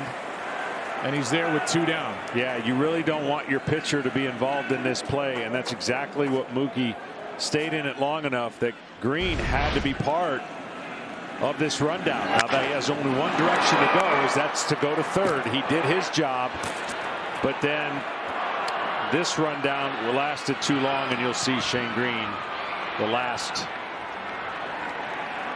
to make the tag. Now the one thing I will say is they traded a lot of speed at second base. No doubt. So they lose Betts. The play is a fielder's choice 4-5-6-1. And it will be the left-hander Will Smith coming into the ball game with Max Muncy coming up. Tying run at second with 2 out here in the 6th.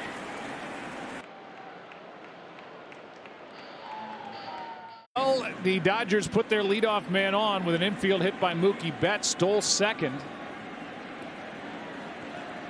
Now runner at second, Justin Turner, after he hit into the fielder's choice, 2 out. Seager flied out to left in between. And it's Will Smith into the game to deal with Max Muncy, and that's ball 1, down and away. The goal here for Max Muncy is, can he stay off of the slider? And will he get a fastball to hit? That's the question here. That Will Smith, one of the best breaking balls for left-handers. He also has a good sneaky fastball. Will Smith faced Muncy in last night's game and walked him. Ball outside. Counts 2-0 here. In fact, Will struggled in the third of an inning, allowed a hit, 2 walks. But Chris Martin came on and bailed Will and the Braves out of any further damage. Muncy has the lowest chase rate with runners in scoring position. He really tightens the zone. 2-0. Not close. 3-0. On deck, the right-handed hitting Will Smith. Still action for the Braves out in their bullpen. Jacob Webb.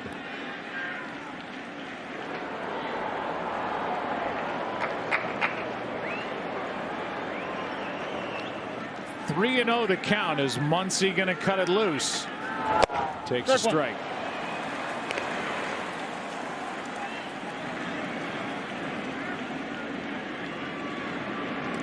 .30 breaking ball.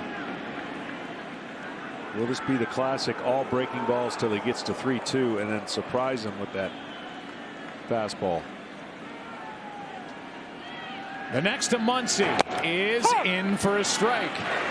We're going to find out. Will he have the guts? This is the old cat and mouse game.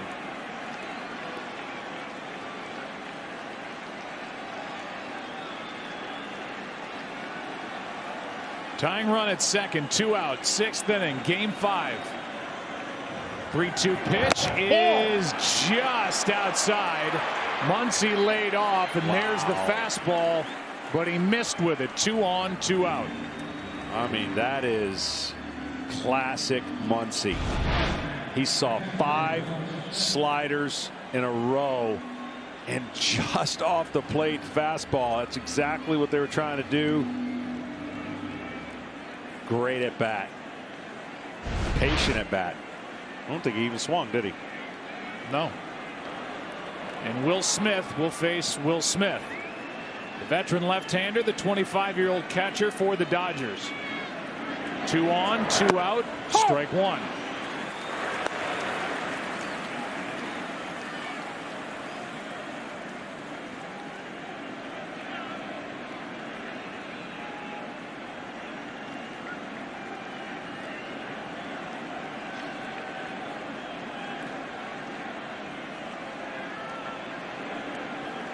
Oh, 1 pitch is on the inside corner, 0-2.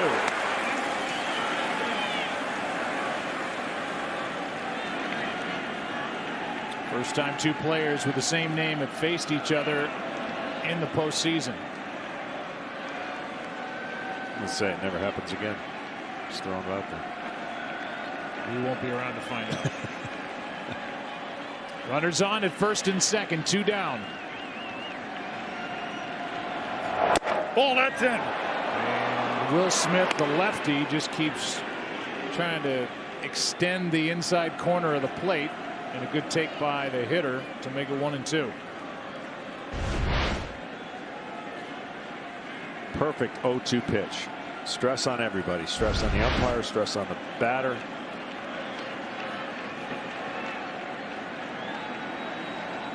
Here's the next, and same spot at 95, and the count 2-2. Very patient now is this young hitter for the Dodgers. I would almost think this has to be that breaking ball. He's established the inside. He's got him aware of it. Now he can bury one of those sliders if he wants.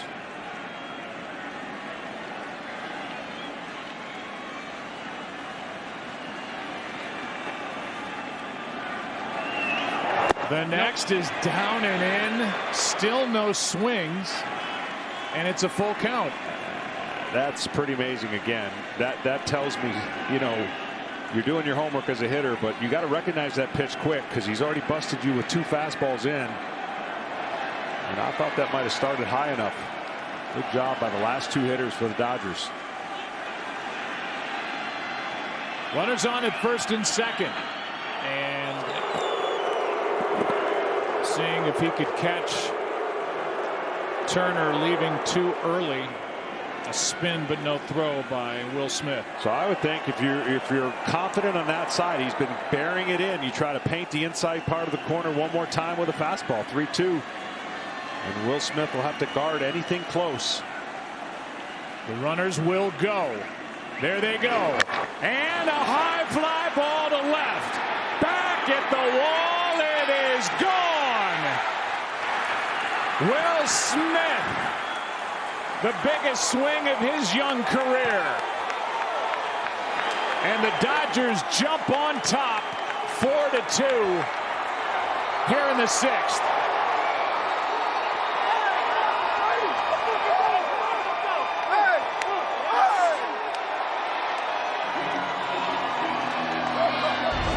Big difference on this one. Inside, it was down. He dropped the barrel of the head, the bat right on it. The others were up. You see how it was down, and that by the hitter. Smith knew it. Just over the Camping World tarp for a huge. Boy, you talk about 2 patient at bats. And now this one's bounced in to Cody Bellinger. First it was Muncy. Muncy's presence as a lefty is why Will Smith came on to pitch. And he took that 3-2 pitch with a fastball just out of the strike zone to put 2 on, and then the first and only swing of that at bat by Will Smith. He ends up just crushing a ball into left, and the Dodgers have their first lead of Game 5. Some close pitches. And again, better takes when you talk about what the Dodgers were in this inning. Strike 2 on Bellinger.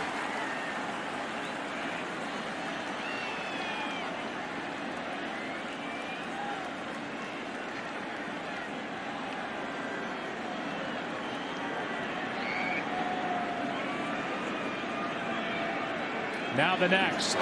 Ball inside. It's inside. Talked about it last night. I maintain you saw everything you needed to know about that kid when there was the error in the bottom of the 8th inning in a blowout game. Yeah. And after a long postseason and a long night, he's running down to first base to back up, and it was his backup that got the ball after Beatty just dropped a routine play at first.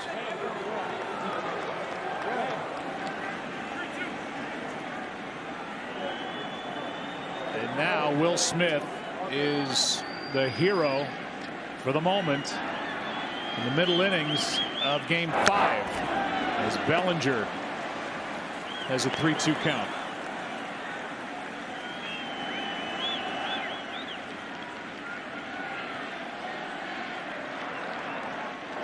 Since that Mookie Betts catch in right and doubling Marcell Ozuna off at third, Seager followed with a home run, and now Will Smith, the catcher, goes deep off Will Smith, the lefty. That should end the inning as Freeman waits for it. He has it. For the lefty Will Smith, he threw 11 pitches before the first swing against him. It was provided by Will Smith, the hitter. And he blasts one into left field for a Dodgers 4-2 lead after 5.5 in Game 5. Found the diamond in real time. Available only on 5G enabled Android devices. Well, this game is flipped 4-2. The Dodgers on top now, the bottom of the 6th, and Pedro Baez takes over for the Dodgers with Travis d'Arnaud swinging and missing, strike one.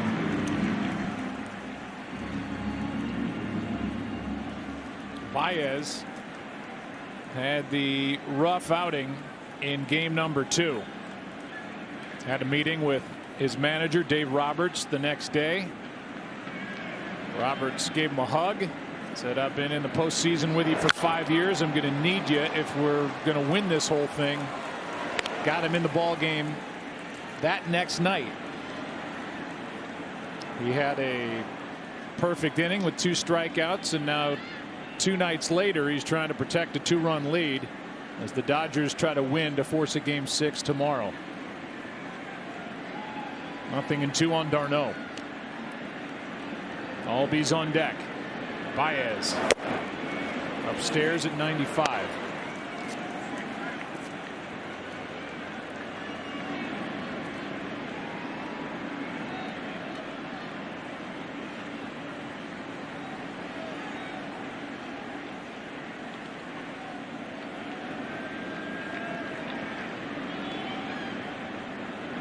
The next, and a swing and a miss. One away to start the 6th inning. It begins with a strikeout.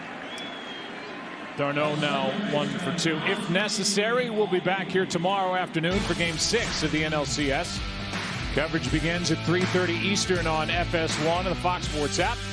Then the Astros will try to cap off an incredible comeback. They were down 3-0. It's 3-3. They take on Tampa Bay game 7 of the ALCS at 8:30 Eastern on TBS.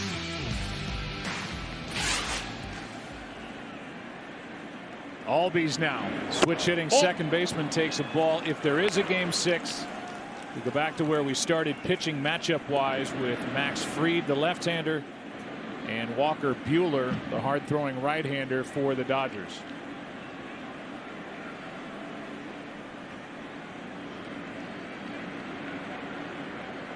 .1-0 pitch is skied into left. Pollock over to his right. 2 down.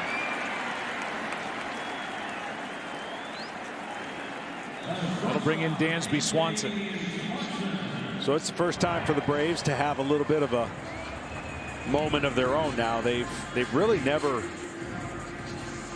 been behind once they've had the lead in this series. The Dodgers have tied it, but they've never gone ahead. And so this will be interesting for Dave Roberts and how he wants to finish out this game with the lead. And of course, Snit, this is the scenario on the 2-run deficit on who you choose to use to keep it close, but the offense will have to do their part to come back. Game 3, obviously, the Braves had never had a chance once the first inning ended, so it's been tight until the Braves broke it open in those other 3 games. Baez brings it. Swanson, strike 1. Dansby hit the ball into shallow right that Mookie Betts charged, gloved. Marcell Ozuna left early from third base, and after having 2 on, nobody out, up 2-0 at the time, Joe Kelly and the Dodgers got out of trouble as they asked for a review.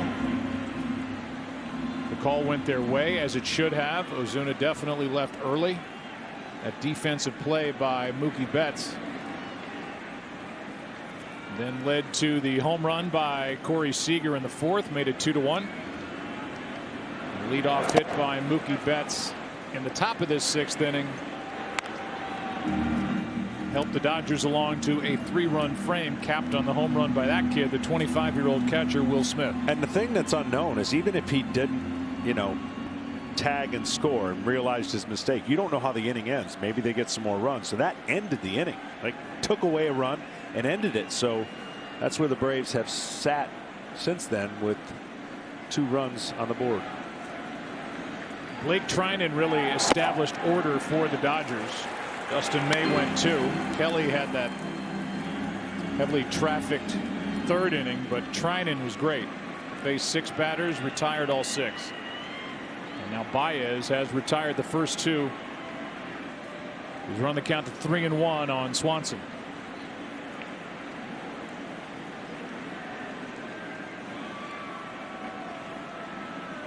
The next. Full count.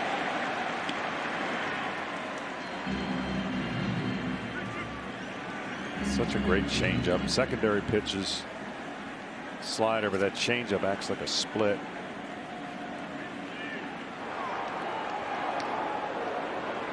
Victor Gonzalez, a left-hander, is ready to go if needed. Right-handed hitting Austin Riley on deck. A strikeout and a perfect inning by Baez. They've got Baez back. The Dodgers do. They also have a 2-run lead after 6 in Game 5.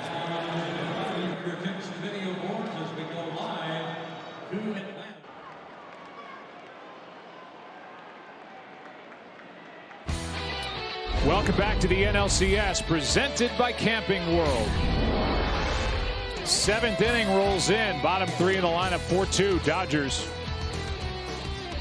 After the dramatic 2-out 3-run home run by Will Smith, the 25-year-old catcher, against Will Smith, the veteran left-hander of the Atlanta Braves, Jacob Webb becomes the 5th pitcher of the night for the Braves, who are trying to win the pennant here tonight. Dodgers trying to force a Game 6 tomorrow afternoon, and that's inside ball 1 to A.J. Pollock.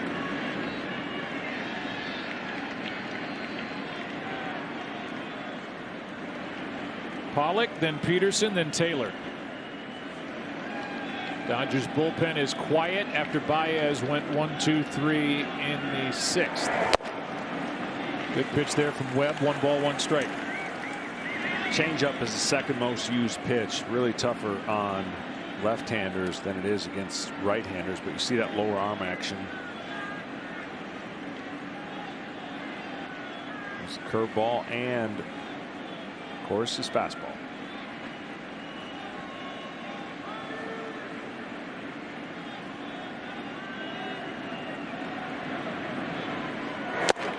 That's on the outside corner. Webb is young.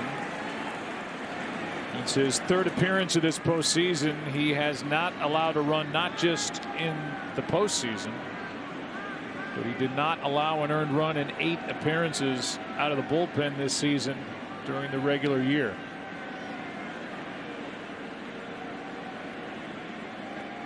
One and 2 the count, now 2 and 2.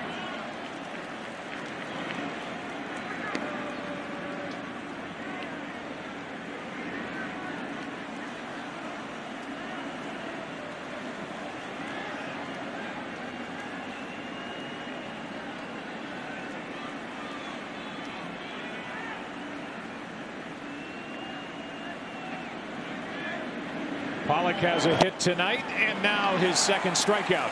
Good start to the inning for Jacob Webb. So with 1 down, Jock Peterson is coming up, and we give you a quick word from Bacardi. Break time means it's time for Bacardi Spiced Rum and Cola. Introducing Bacardi Spiced Rum. Peterson 0 for 2. You always have these interesting emotions from the 2 potential starting pitchers for each side, right? Buehler, please let me have another opportunity to pitch.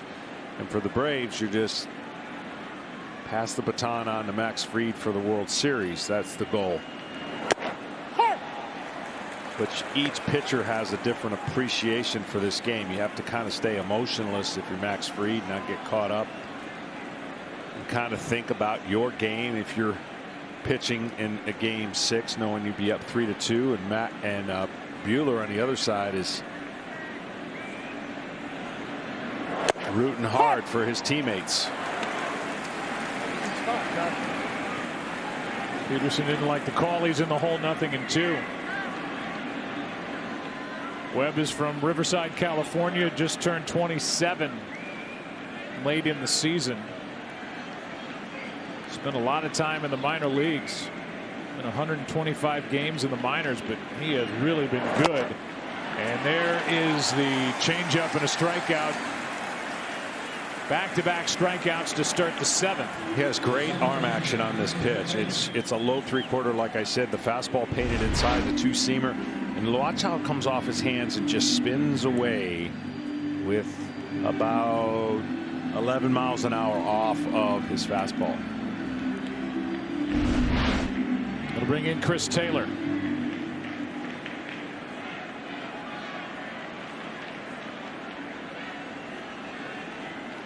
Taylor 1 for 13. At 270 during the regular season with 8 home runs. Late there, 95. But see, the follow through and the swing has been the same. It hasn't really deviated, and the timing has just been off. You know, when you're not connecting with the baseball, there's a couple things that you want to check to see if you get the better timing.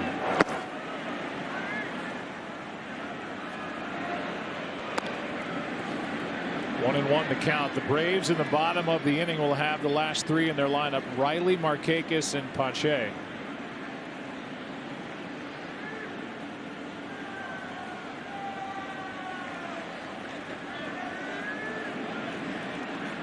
Here's a 1-1. That's not his hand. That's not his hand. Hit him on the hand. You can hear the home plate umpire Dan Iasonia. It sounded so crisp, it sounded like it hit the bat. But that caught, I guess, Taylor on the left hand, and we're going to get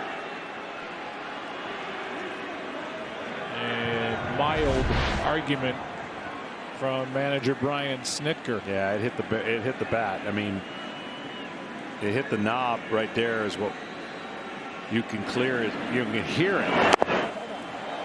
And you didn't.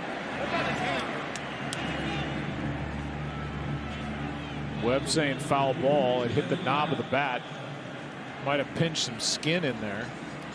Yeah, we got a pretty good view right here. Right there's the bottom hand, and that is just right off the knob. I mean, that squares it up.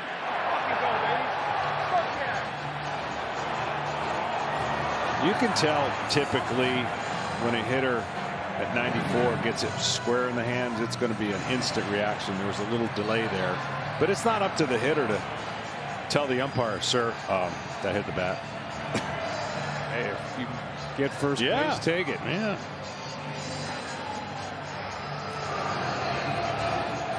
They're showing it on the replay board here in Arlington. It's just too late of a delay. Watch.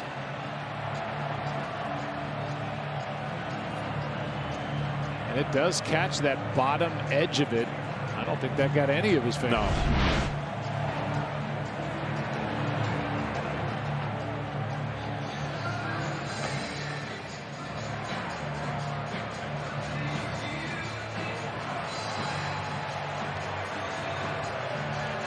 Chris Taylor has to stand at first base while they run that replay over and over again on the video board here.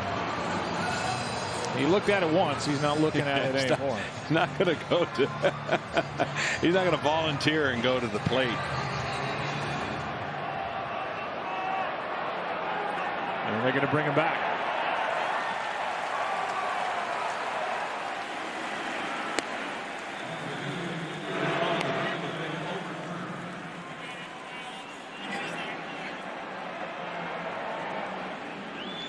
All right, we'll give you now a quick word from Old Dominion. Old Dominion consistently goes the distance to be #1 in customer satisfaction. Old Dominion, official freight carrier of Major League Baseball. 1 ball, 2 strikes, 2 out, nobody on, and Taylor back to the plate.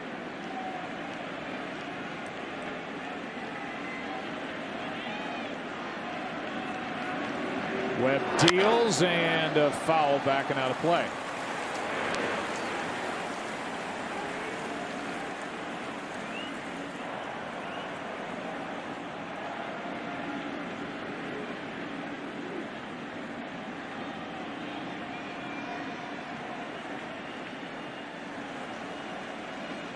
Chris Taylor takes down 2-2.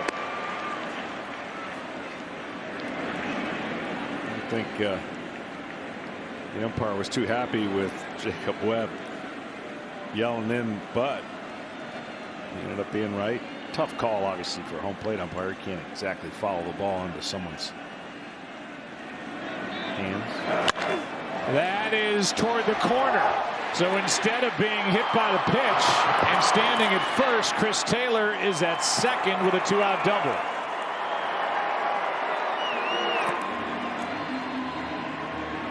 With his second hit of this LCS. And he's in scoring position with a former AL MVP walking to the plate.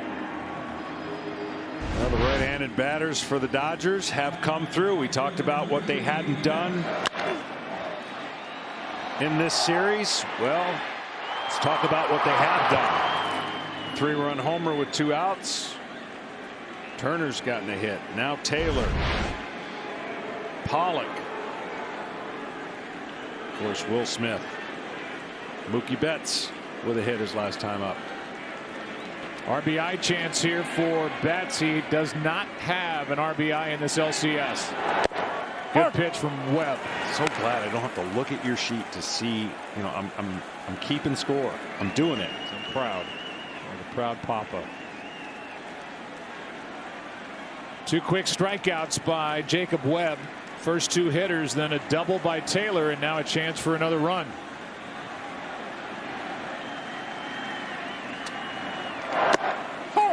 Another good pitch. And the count 0-2. 2 great pitches. Go ahead, show the world. Got my iPad. I've got all this. But you've been doing it. I mean, you're like Hall of Fame. Oh, yeah. At this. My gosh. Here's the 0-2 pitch. Upstairs.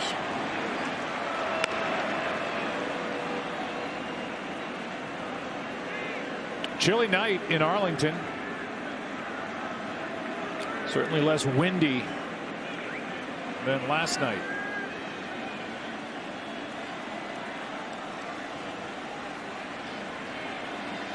.57 degrees, and there's a base hit into left. Taylor is coming to the plate. The throw by Markakis cut off. And a 2-out rally makes it a 3-run game here in Game 5. It's 5-2.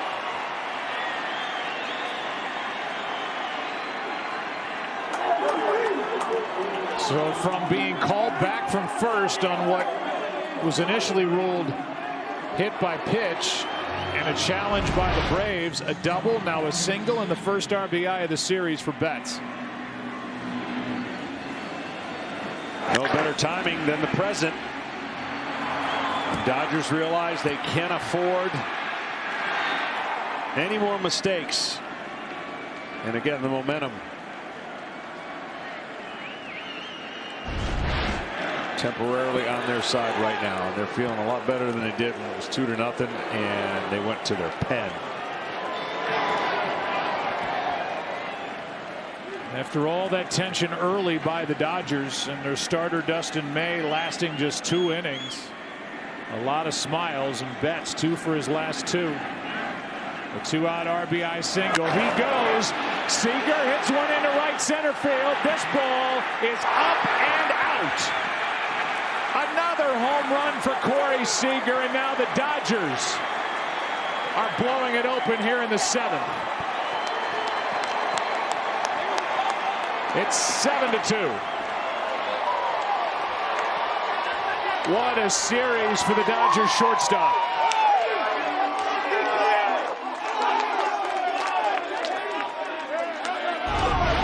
Locked in Corey Seager. Just simple approach. Doesn't make much movement with his lower half. So steady and so quiet with his hands, and lets that big, strong upper body do the rest. A double, a single, a homer, all with 2 out against Webb. And the first run scoring against Jacob Webb in the 2020 season, regular and post. We've never seen Corey Seager better. And there's never been a better timing for Corey Seager. Turner takes a strike, and it's 1-1. Free agents year. Monster season after next year. He gets to become a free agent. And just building.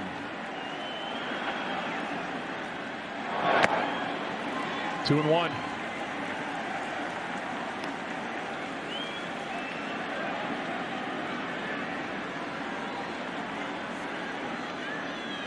Heard that report, if you've been watching and listening throughout this series, that Ken Rosenthal gave about the inspiration that Corey Seager was given with the reported interest in Francisco Lindor by the Dodgers organization. And in essence, Corey Seager saying, not on my watch, and getting healthy, getting stronger. Man, 2 more home runs in this one, 4 in the series, 10 RBIs. It's been impressive. As impressive as yesterday was with Acuna and Ozuna. Tonight, Corey Seager is taking his turn.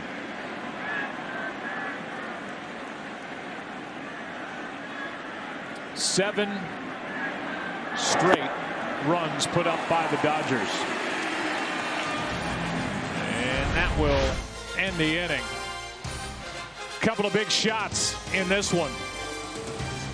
A 3-homer game for the Dodgers. Seager has 2 of them. LA on top by 5, game 5.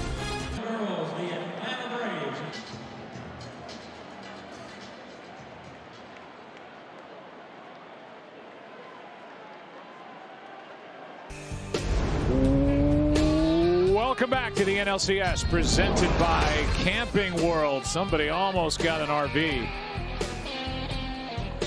Man, it was close. The ball hit by Will Smith, the 3-run shot that put the Dodgers on top in the 6th by a couple. Now 3 more in the top of this 7th, and Pedro Baez runs Austin Riley off the plate with a pitch up and in, ball 1.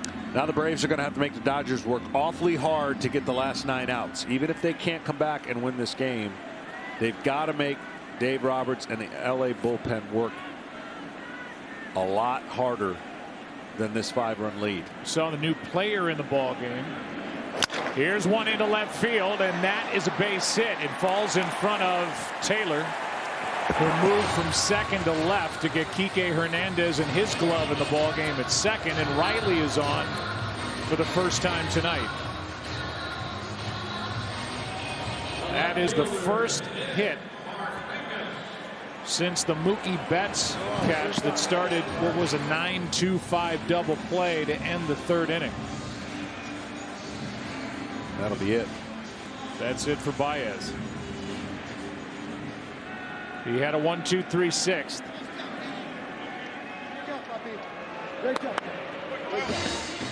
Dave Roberts takes the ball from Baez, and Victor Gonzalez checks in.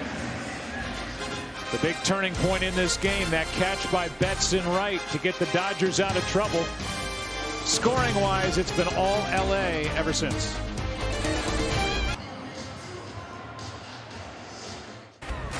Dodgers trying to force a game 6 tomorrow afternoon, leading by 5. Pitching change. Victor Gonzalez takes over. 7th inning, 1 on, nobody out. And off the bench is Johan Camargo to bat for Markakis. The switch hitting third baseman takes up and away, ball 1. Hard throwing lefty. Starter in the minors, turned him into the bullpen. He's been really good for the Dodgers. Gets underneath it sometimes. You saw right there, fastball.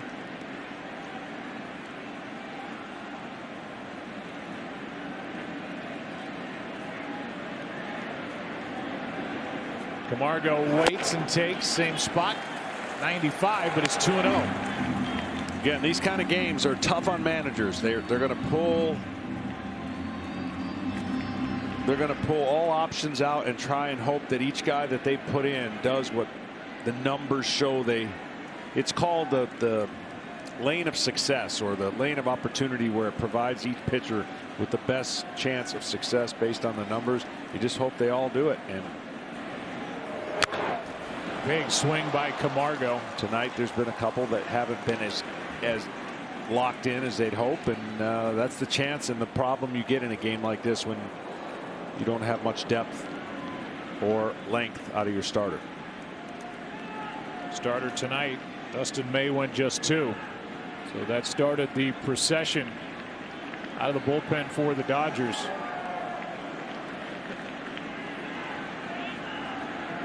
Gonzalez brings it, and a swing and a miss. Out in front of it, 2-2.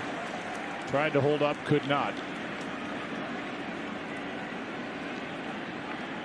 There is action for the Dodgers in their pen. Brusdar Graterol.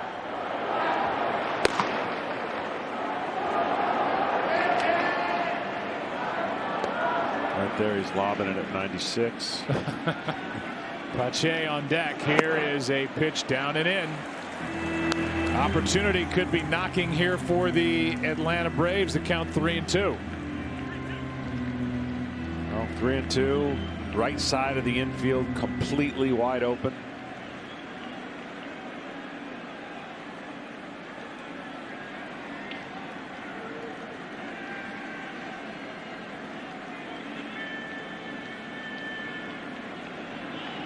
Here it is, and we'll have to do it again.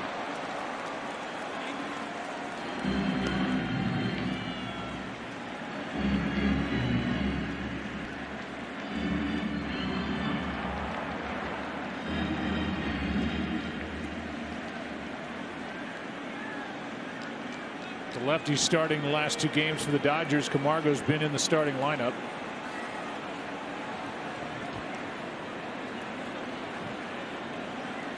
They added him to the active roster. Within this series, here's another 3-2 pitch, and that bounces in.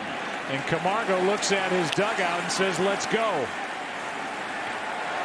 When Adam Duvall went down with the oblique injury, Camargo was added, and he's brought a little life with him to this Atlanta dugout, clubhouse, and lineup. And now here comes Pache. Well, why that's big is unless Pache hits into a double play, you turn the lineup back over into the thunder of Acuna, Freeman, and Ozuna. 5-run ball game, 2 on, nobody out. Christian Pache, 1 for 2. RBI with a base hit up the middle for the second run of the night by Atlanta, back in the second.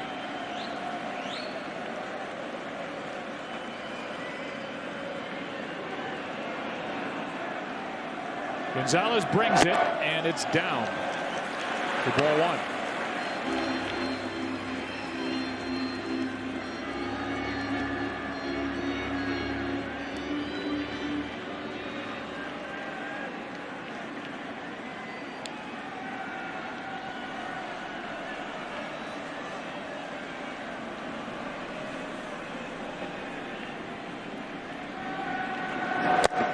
Ball 2. It's a good meeting here. Out goes Smith to talk.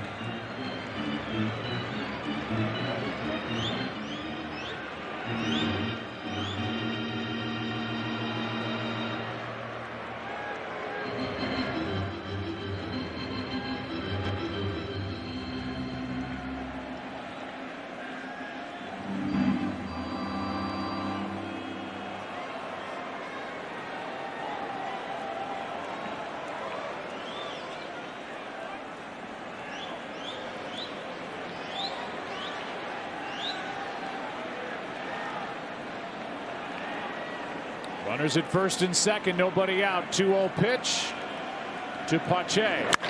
That is fouled off the end of the bat, strike 1. Victor Gonzalez is 24 years old. That's who's in the center of all the action right now for LA. And in the bullpen, we showed you the 22-year-old Brusdar Graterol.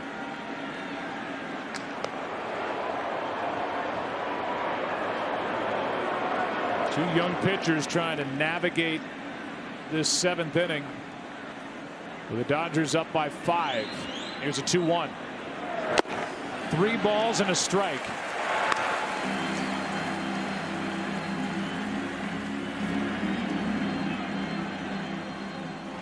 Just when you think this young man, the moment it just looks like he's going to get super aggressive and swing outside the strike zone, he's done a nice job letting the pitcher make mistakes and not getting himself out. Really been impressed by his strike zone awareness. 3-1 pitch is in for strike 2. See, these are the kind of counts if you're a young player, even though it's 3-2, tendency is to get more aggressive and make something happen anywhere around the plate. That was just a better pitch. You didn't want to swing at that one, so he took it.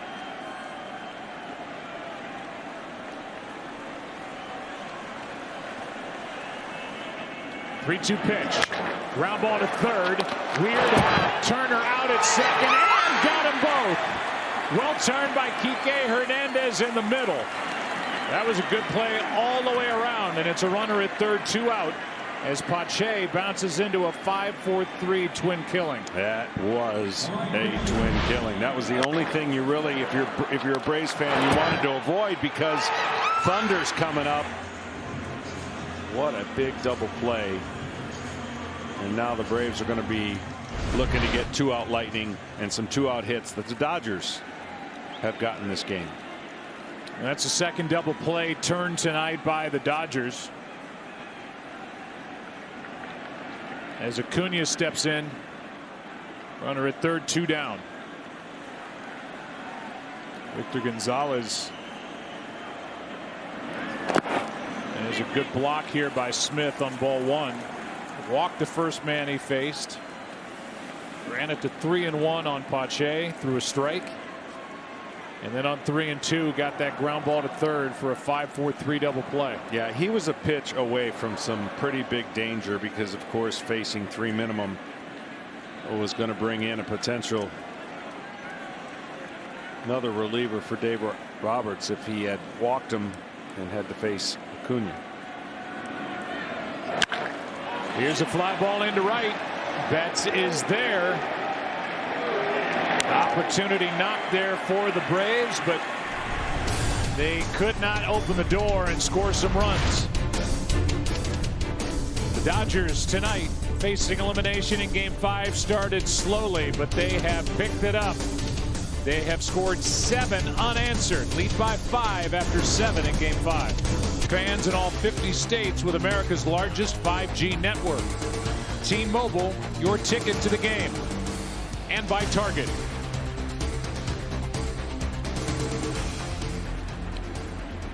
Here is Max Muncy, cleanup hitter for the Dodgers. That is Josh Tomlin on the mound. 6th pitcher of the night for Atlanta. The Dodgers have had to use 5 so far.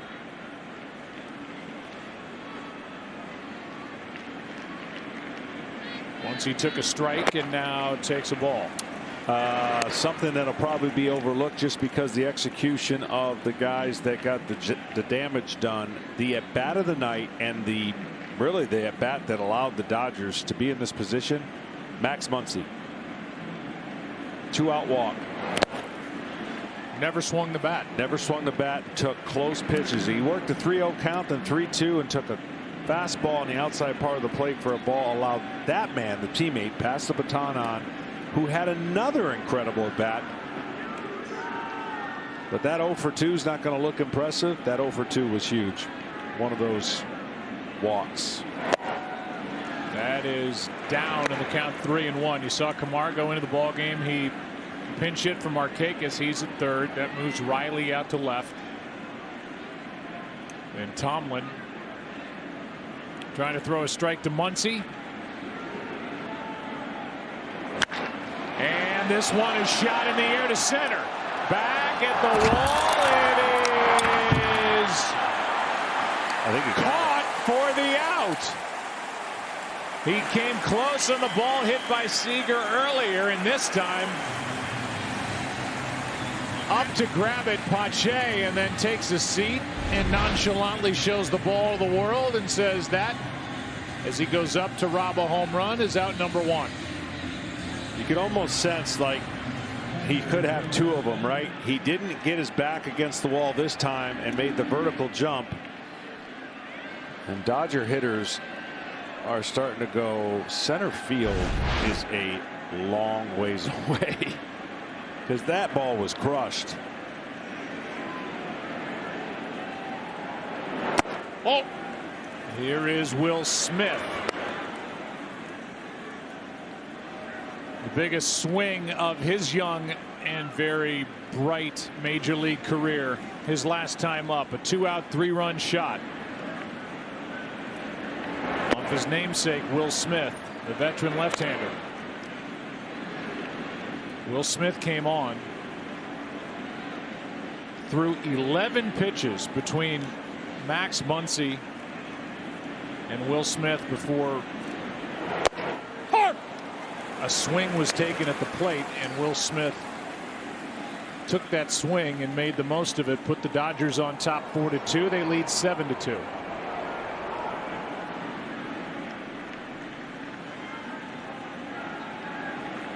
Here is a 2-1 pitch.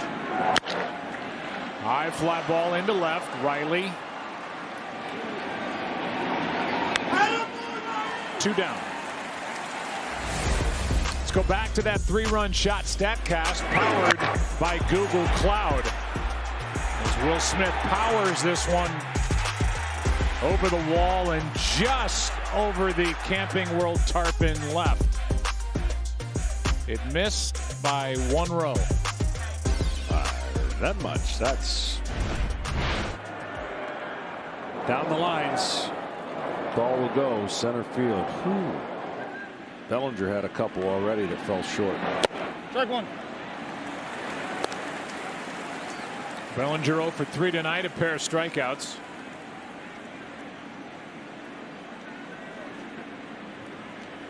Those strikeouts came against lefties, Minter and Matzik. 0-2.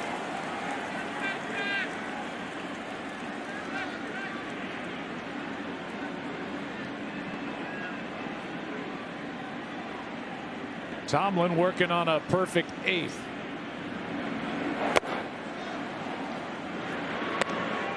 The Braves in the bottom of the inning will have the right guys up there to try to jump back in at Freeman, Ozuna, d'Arnaud. If anybody gets on, Albies. Here's a 1-2. That ends the inning. 3rd strikeout of the night of Bellinger in a 1-2-3 8th for Tomlin. Freddie.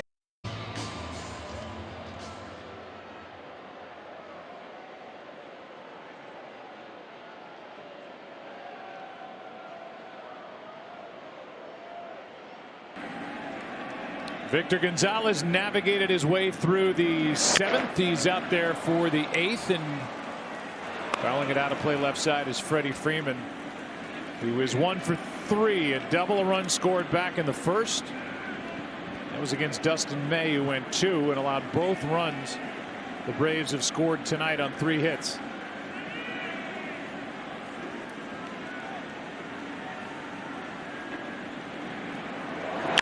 That is fair and into left field.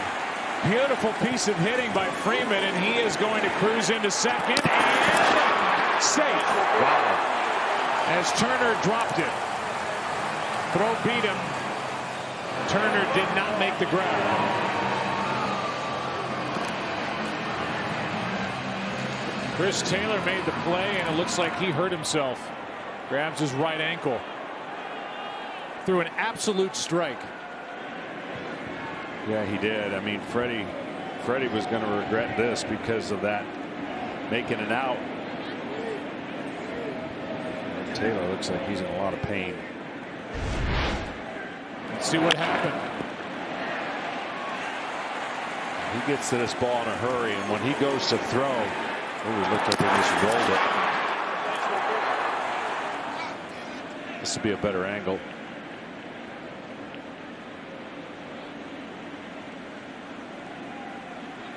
Just a little short hop that cost Turner and the Dodgers. See if we see what happens with this angle.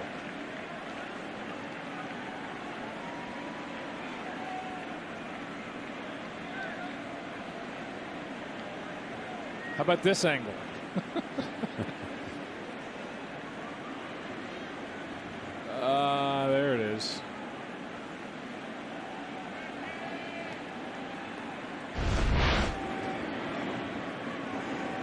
walk it off, and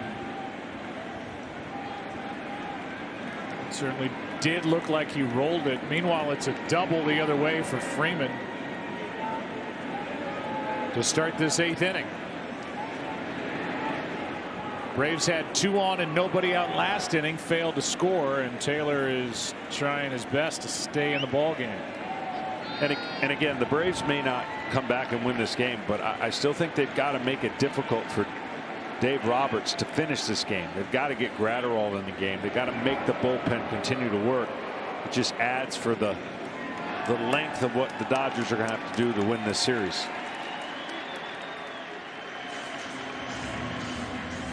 Major League Baseball would like to honor, remember, and thank the frontline heroes who continue to lift up their fellow citizens during the COVID-19 pandemic.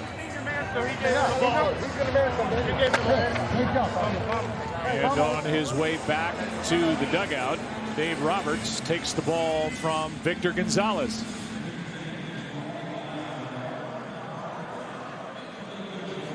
And we'll have a pitching change with Gratterall here in the 8th.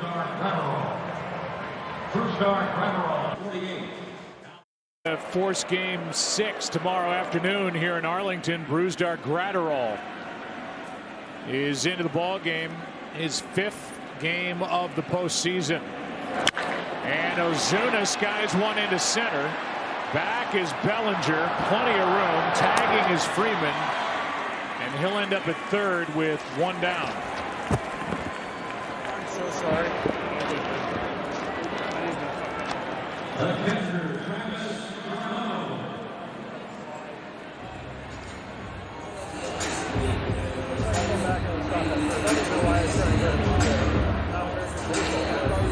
Batter will be d'Arnaud.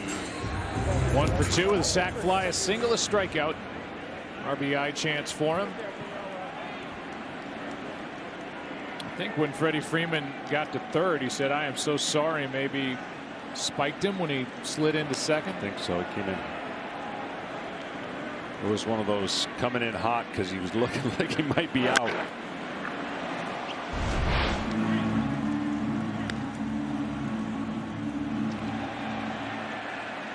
And yeah, it goes into his left knee, the left foot.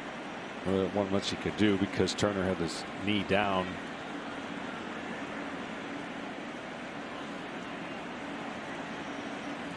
Strike 1 on the hitter d'Arnaud. Now strike 2. 99 miles per hour from Gratterall, who is fun to watch. Depends who's watching. Well, yeah, the hitters. Unless you're in the batter's box. He got roughed up last night in relief of Clayton Kershaw in the 6th, when a 1/3 of an inning allowed 3 runs on 3 hits. Right back in there.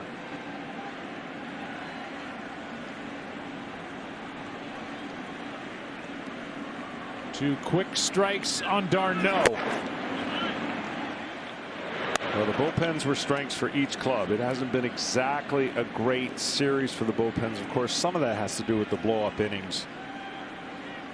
LA 5.56 out of their pen, 8.49 for Atlanta.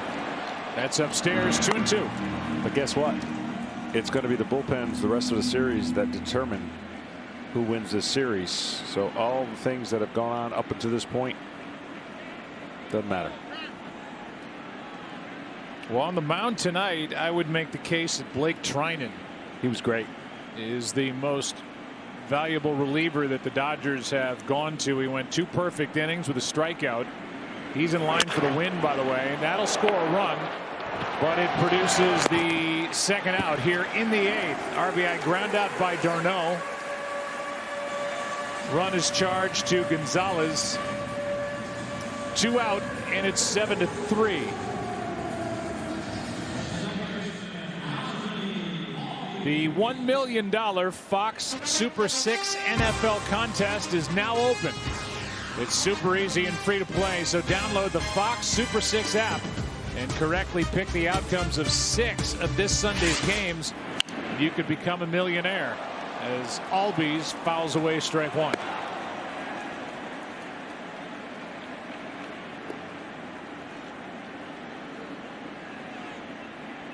Treinen settled the game down from the Dodgers perspective on the mound, and then his teammates went to work and started playing long ball as Will Smith tells Gratterall to calm down.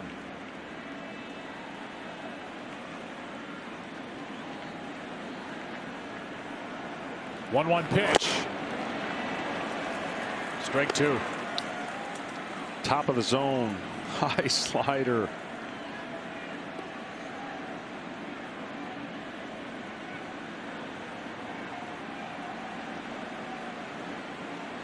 The next. And out in front of it, hooking it foul. Albies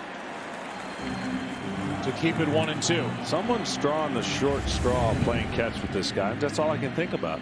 You know, when you're out there pairing off with your teammates playing catch. This guy bruised your hand.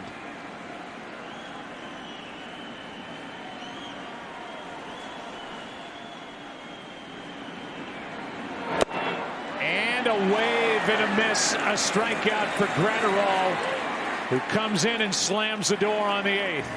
9th inning now. 7-3. Dodgers on top, trying to force game 6.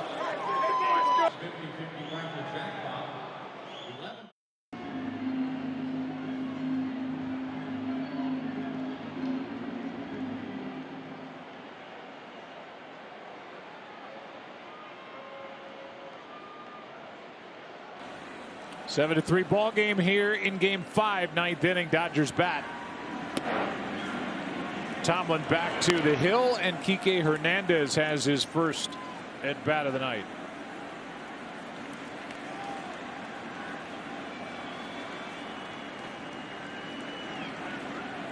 One-0 pitch is hooked into left field through the hole, and Hernandez is on to start the 9th.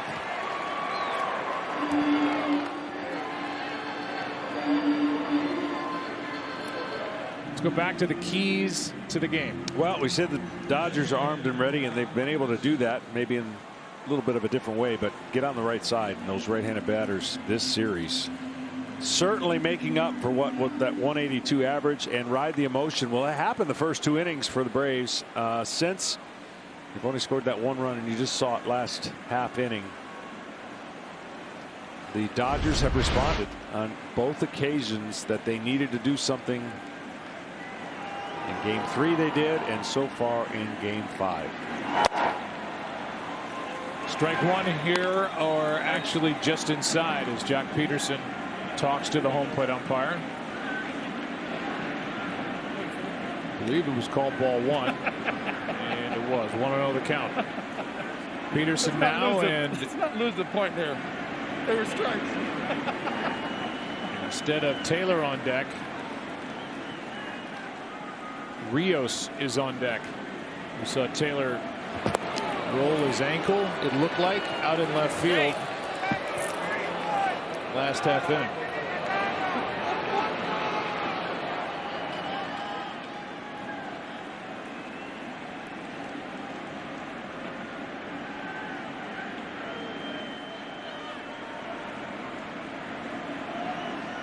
One-0 pitch is in on Peterson. Swung at it, fouled it. 1 ball, 1 strike. Got himself pretty good. He opens up that front side and just waylays. I mean, there's no in between with Jock Peterson.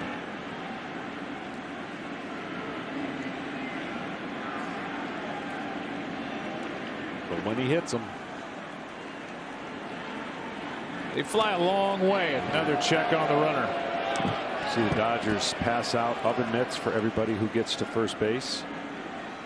They're not really oven mitts, but they help your slide to protect your hand and wrist.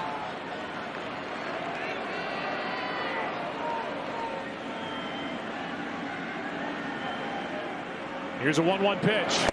Out in front of it, Peterson. Strike 2.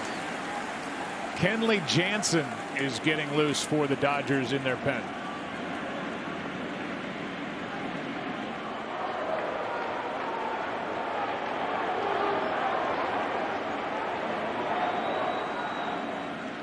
Gratterall got out of the bottom of the 8th.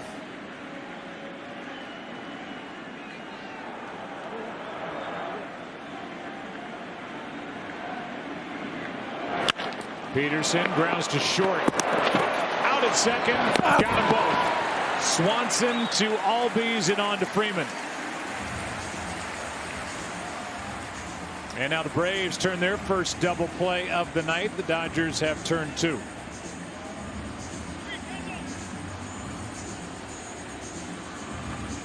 And the batter will be Rios.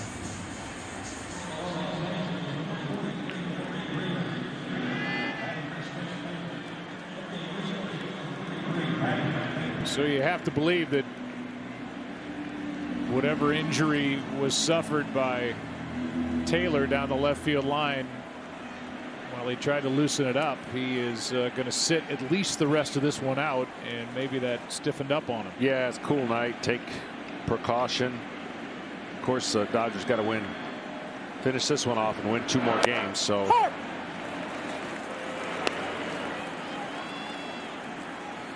Rios started last night's game as the DH.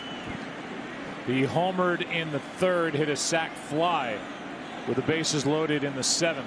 Drove in both runs for the Dodgers in that 10-2 loss. Bases empty now, 2 down, and that's out of play. Strike 2. Well, if there is that game tomorrow, it'll be Buehler and Max Fried. The rematch of Game 1. Max Fried was outstanding. Buehler battled his way.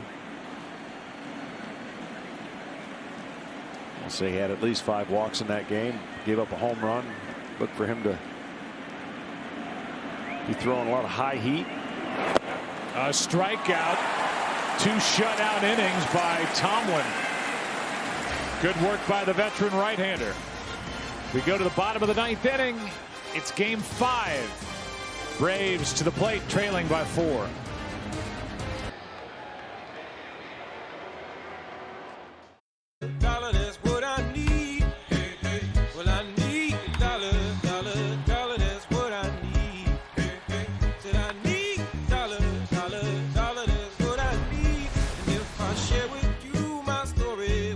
Bottom of the 9th inning, and Kenley Jansen takes over. A defensive change to give you in what is a 4-run game, and the Dodgers all-time saves leader is into the ball game in a 4-run affair. Jock Peterson, who was the DH, is now in left field, so the Dodgers lose the DH.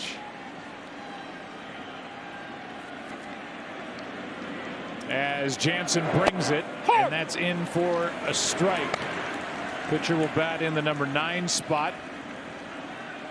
And Jansen wants to pitch well enough to make that irrelevant. Bit of an audition for him. He has lost the no doubt closer role, where any 9th inning, 8th inning, extra inning lead with 3 runs or less, and it was Kenley, but the cutter isn't cutting. No, and that's why it was important for the Braves to get Gratterall in the game, make him work.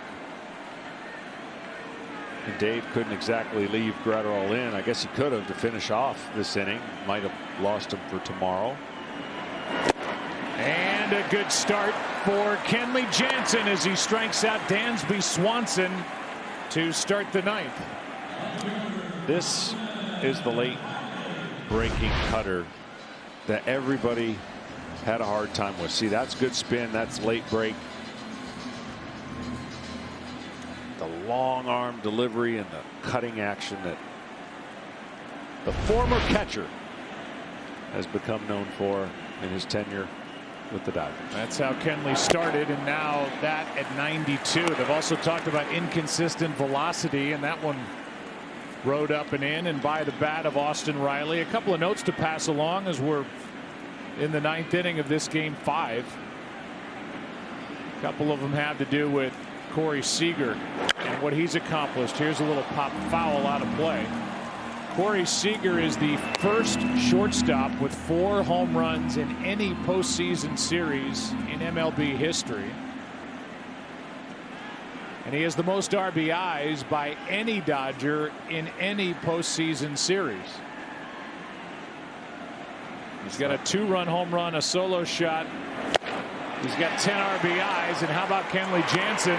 He's got 2 outs via the strikeout here in the 9th.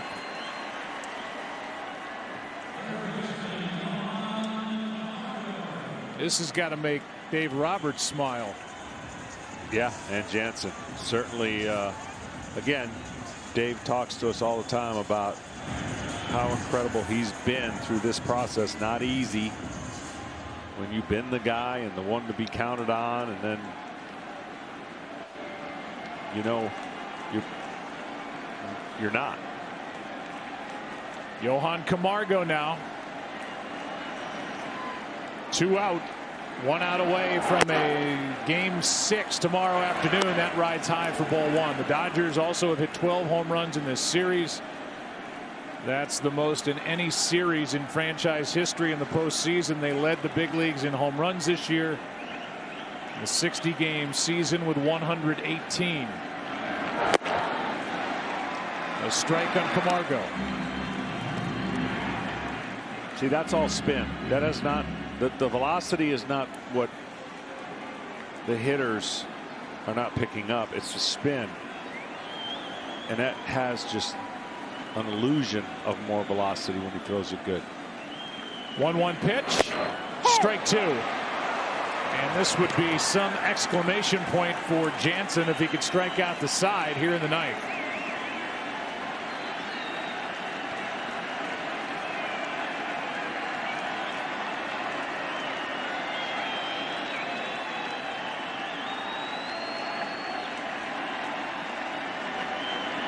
Camargo is ready, so is Jansen. Back here, still 1-2.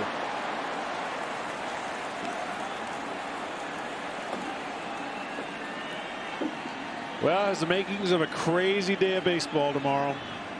Of course, this game won't, and tomorrow won't end the series, but tomorrow's Rays and Astros game 7.